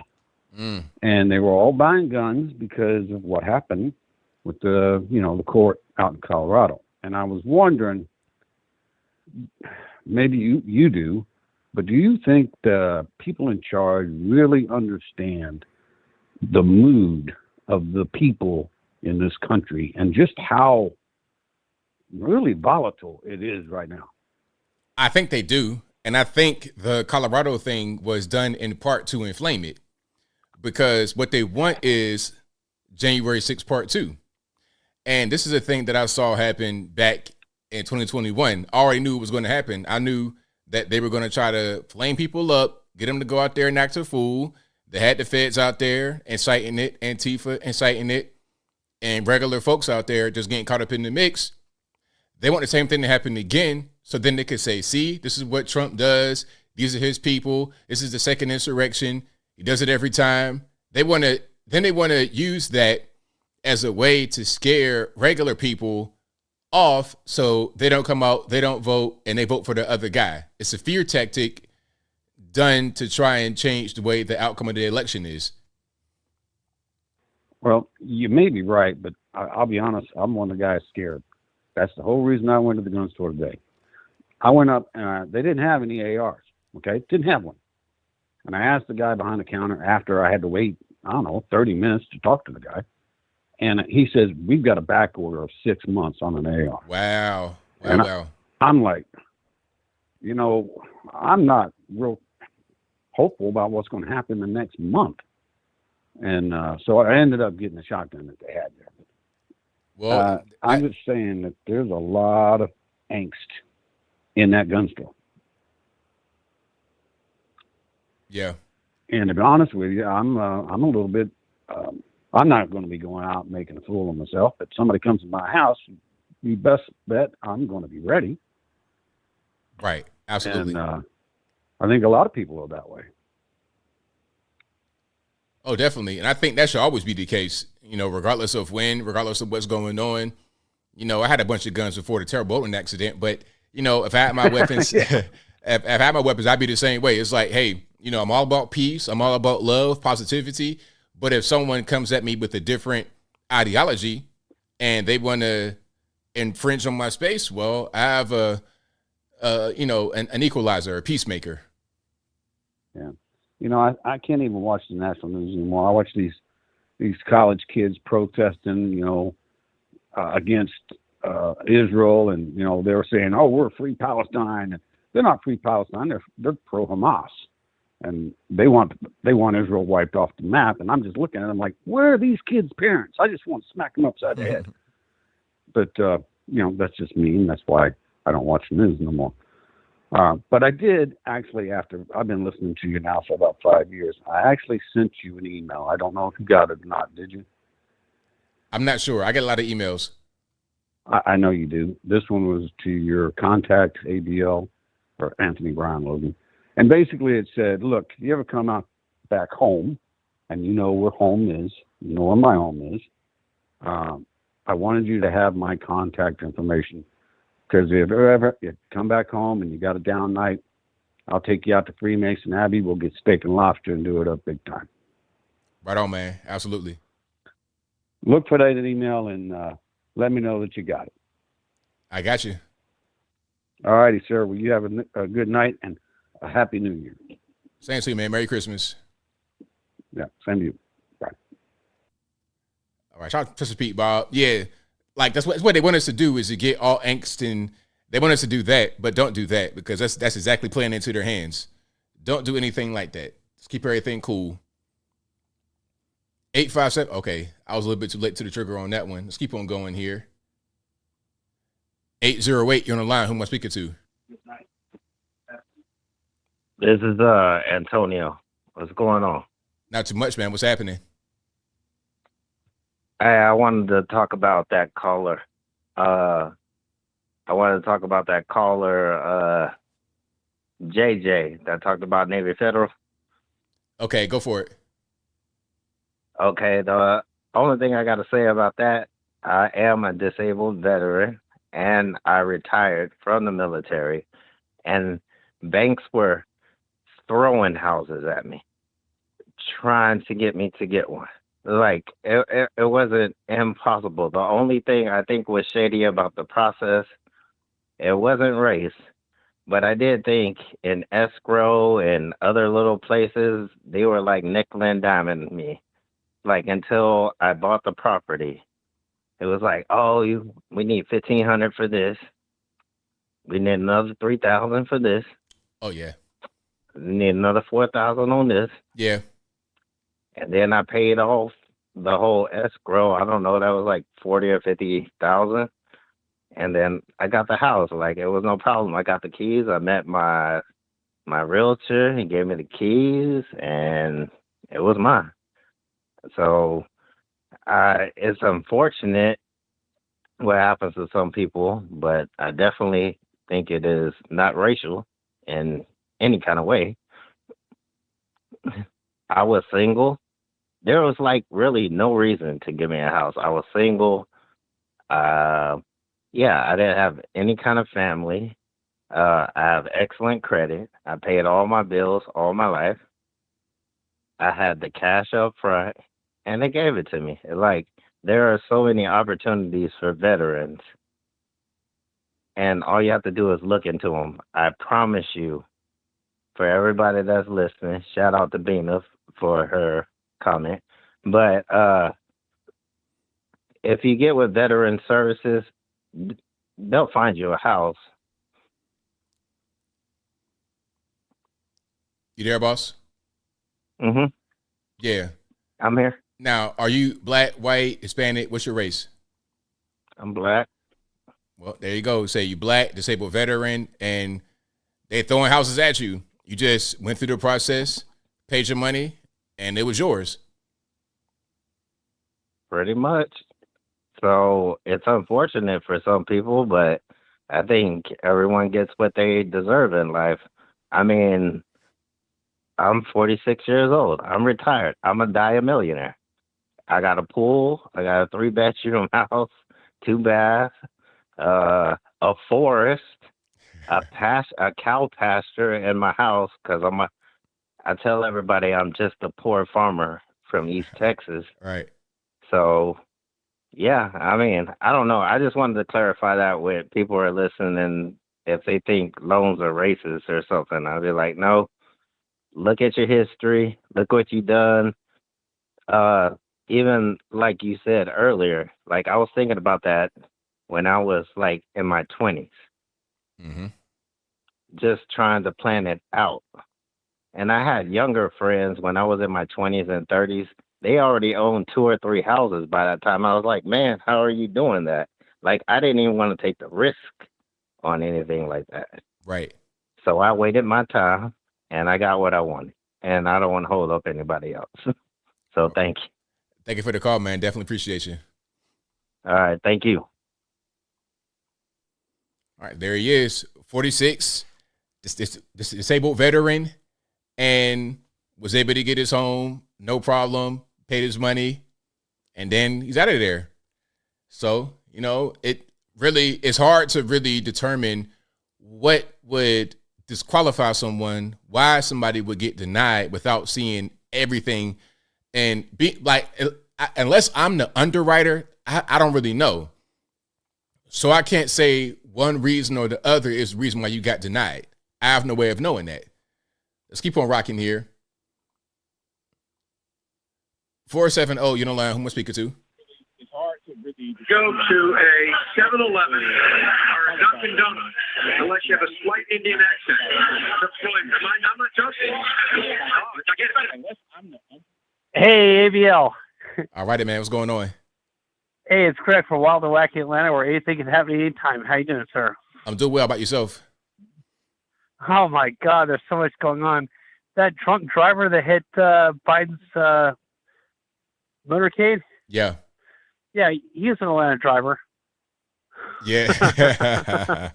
Because he was drunk. You know, whether people are drunk or sober here in Atlanta, they're going to hit you sooner or later. It's just a matter of time. That's right. You know, if you look at the drivers here and you see that they're missing hubcaps, look at the side of the car, the front. They're almost always missing a front bumper, or the car's been sideswiped. There's something wrong with the car. Right, because they're driving around here. Yeah. Oh, yeah, it's a key indicator. If they're missing hubcaps, there's always something wrong with their car because they're bad drivers and they got hit, you know? Right. But anyway, wow, so much going on. Trump getting taken off the ballot in Colorado. Oh, my God, that's going to help him in so many ways. Yeah, you think it could be a big boost for Trump? Oh, of course. Yeah, no doubt about it. Yeah, he's gonna win Colorado after this. This is going to piss off so many conservatives there, and there are a lot of conservatives there. I'm sure there are, despite the fact that it's legal to smoke pot there or whatever, or buy pot. I don't know. I don't keep up the laws there, but yeah, he's going to win. Yeah. So yeah, man, it's all these cases are falling apart against Trump, and most of these cases aren't even going to go to trial until after the election anyway. From what I understand, at least. Am I wrong or what? I'm not even really sure at this point. I think they're trying to get something done before, but there's all kind of court action still happening, so I have no idea at this point. Yeah, it's crazy. Everyone thinks these court cases and these false allegations are hurting them, but it's only making them stronger and stronger. I mean, especially the last 10 days, look at the polls. They're getting bigger and bigger. I mean, Biden's a fucking, oh, sorry, I didn't mean to curse, but he's a train wreck. You know, and he has drunk drivers crashing into his motorcade. That's so symbolic of the wreck of his regime, you know? Exactly. So, anyway, man, I just want to wish you a Merry Christmas and a Happy New Year. And you be safe when you come down here in Atlanta. So, I'll talk to you next Wednesday on the 27th if you're still around. All right, thank you for the call. Merry Christmas. All right, man, I'll talk to you next Wednesday. All righty now. Thank you. Take care. Bye. All right, shout out to the call. Great call. Let's keep on rocking and rolling here. Let's go 860, you know, line. Who am I speaking to? Hey, BL. It's Sonia. How are you? I'm doing well. About yourself? Long time no hear.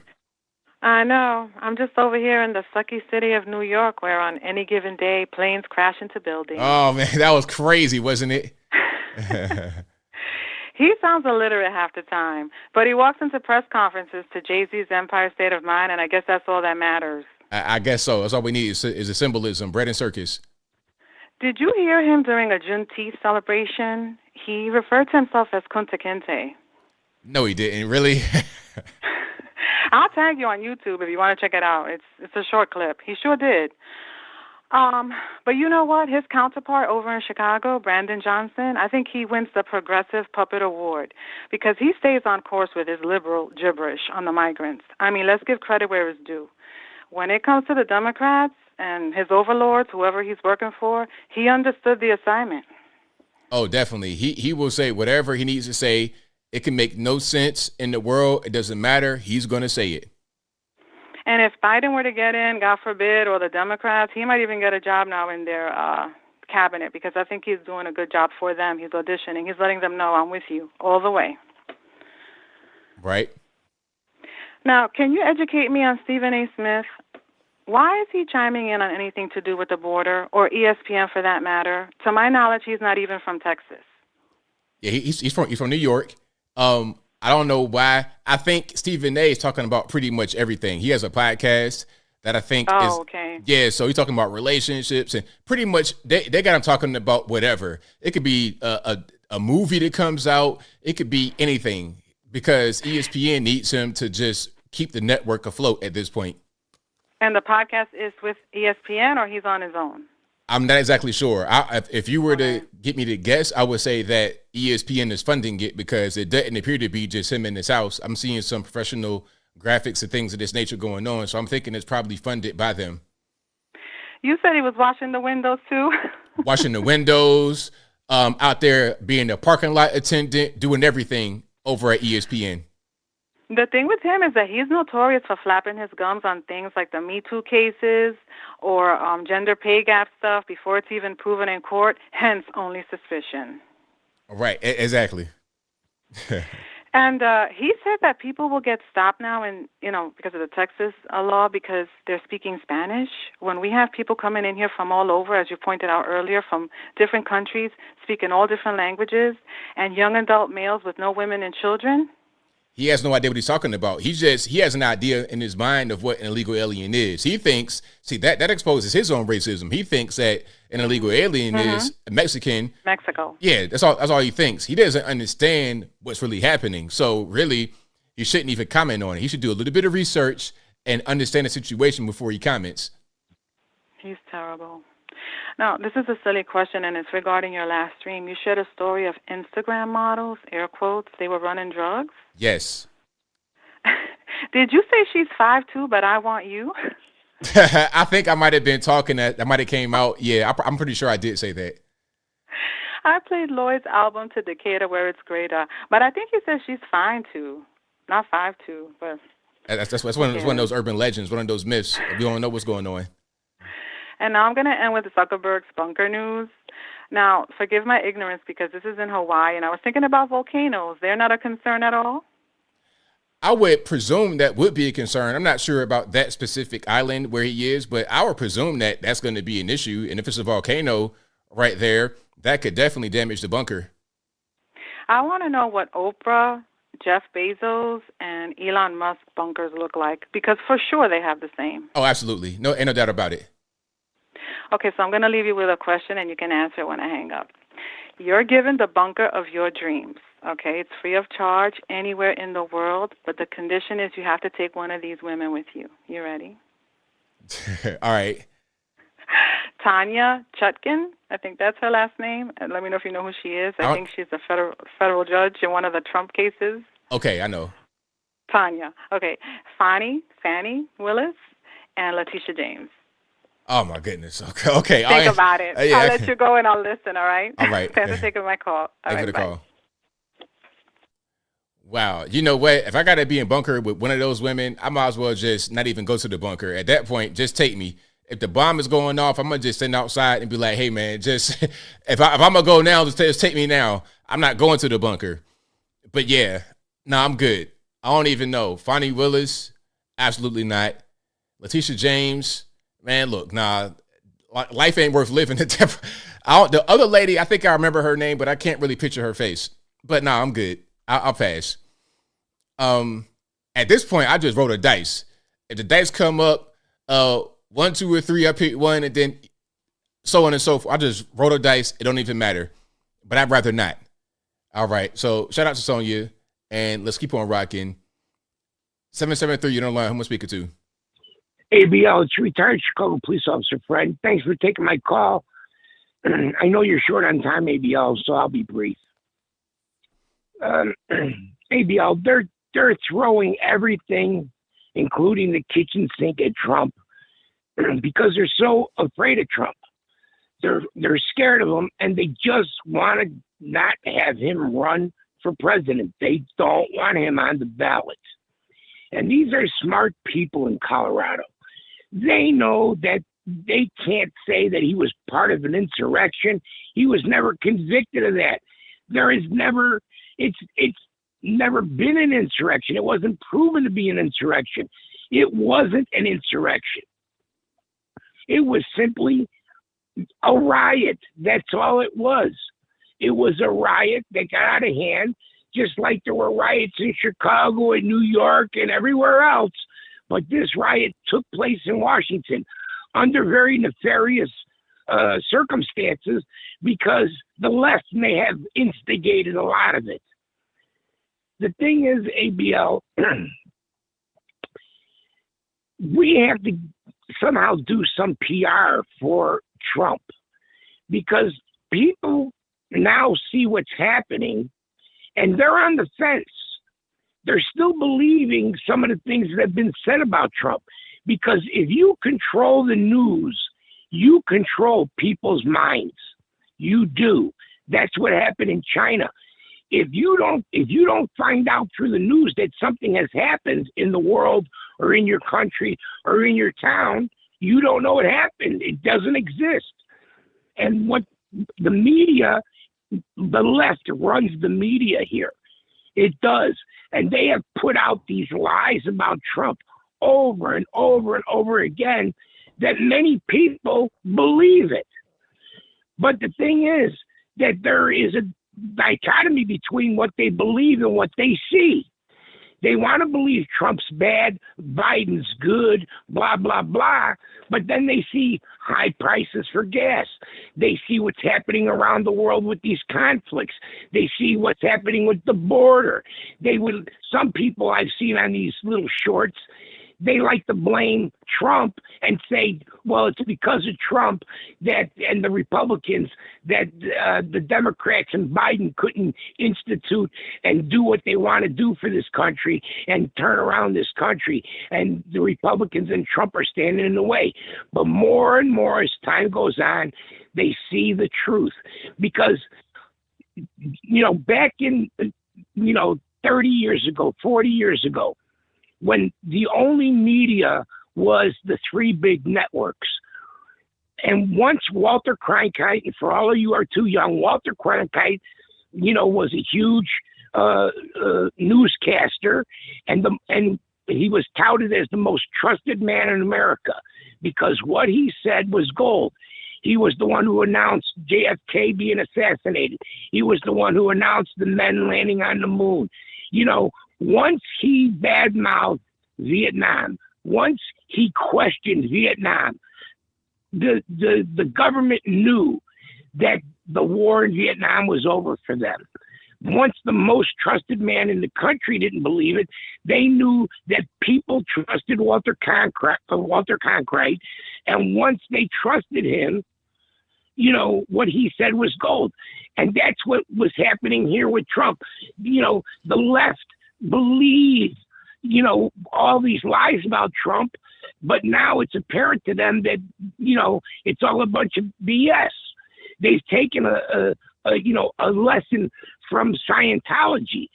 Scientology was just, if you want to call it a cult, you can, but it was just a philosophy in a group.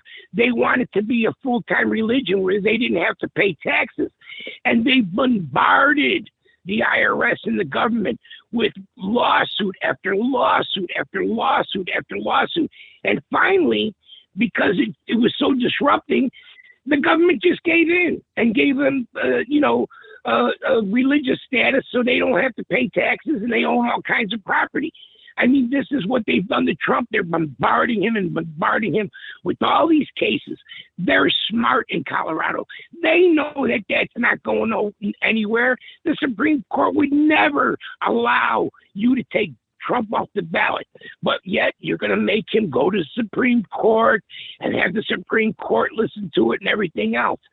This is our opportunity. People are fed up with the Democrats and the left. They are. They hate Trump. They want to vote for somebody else.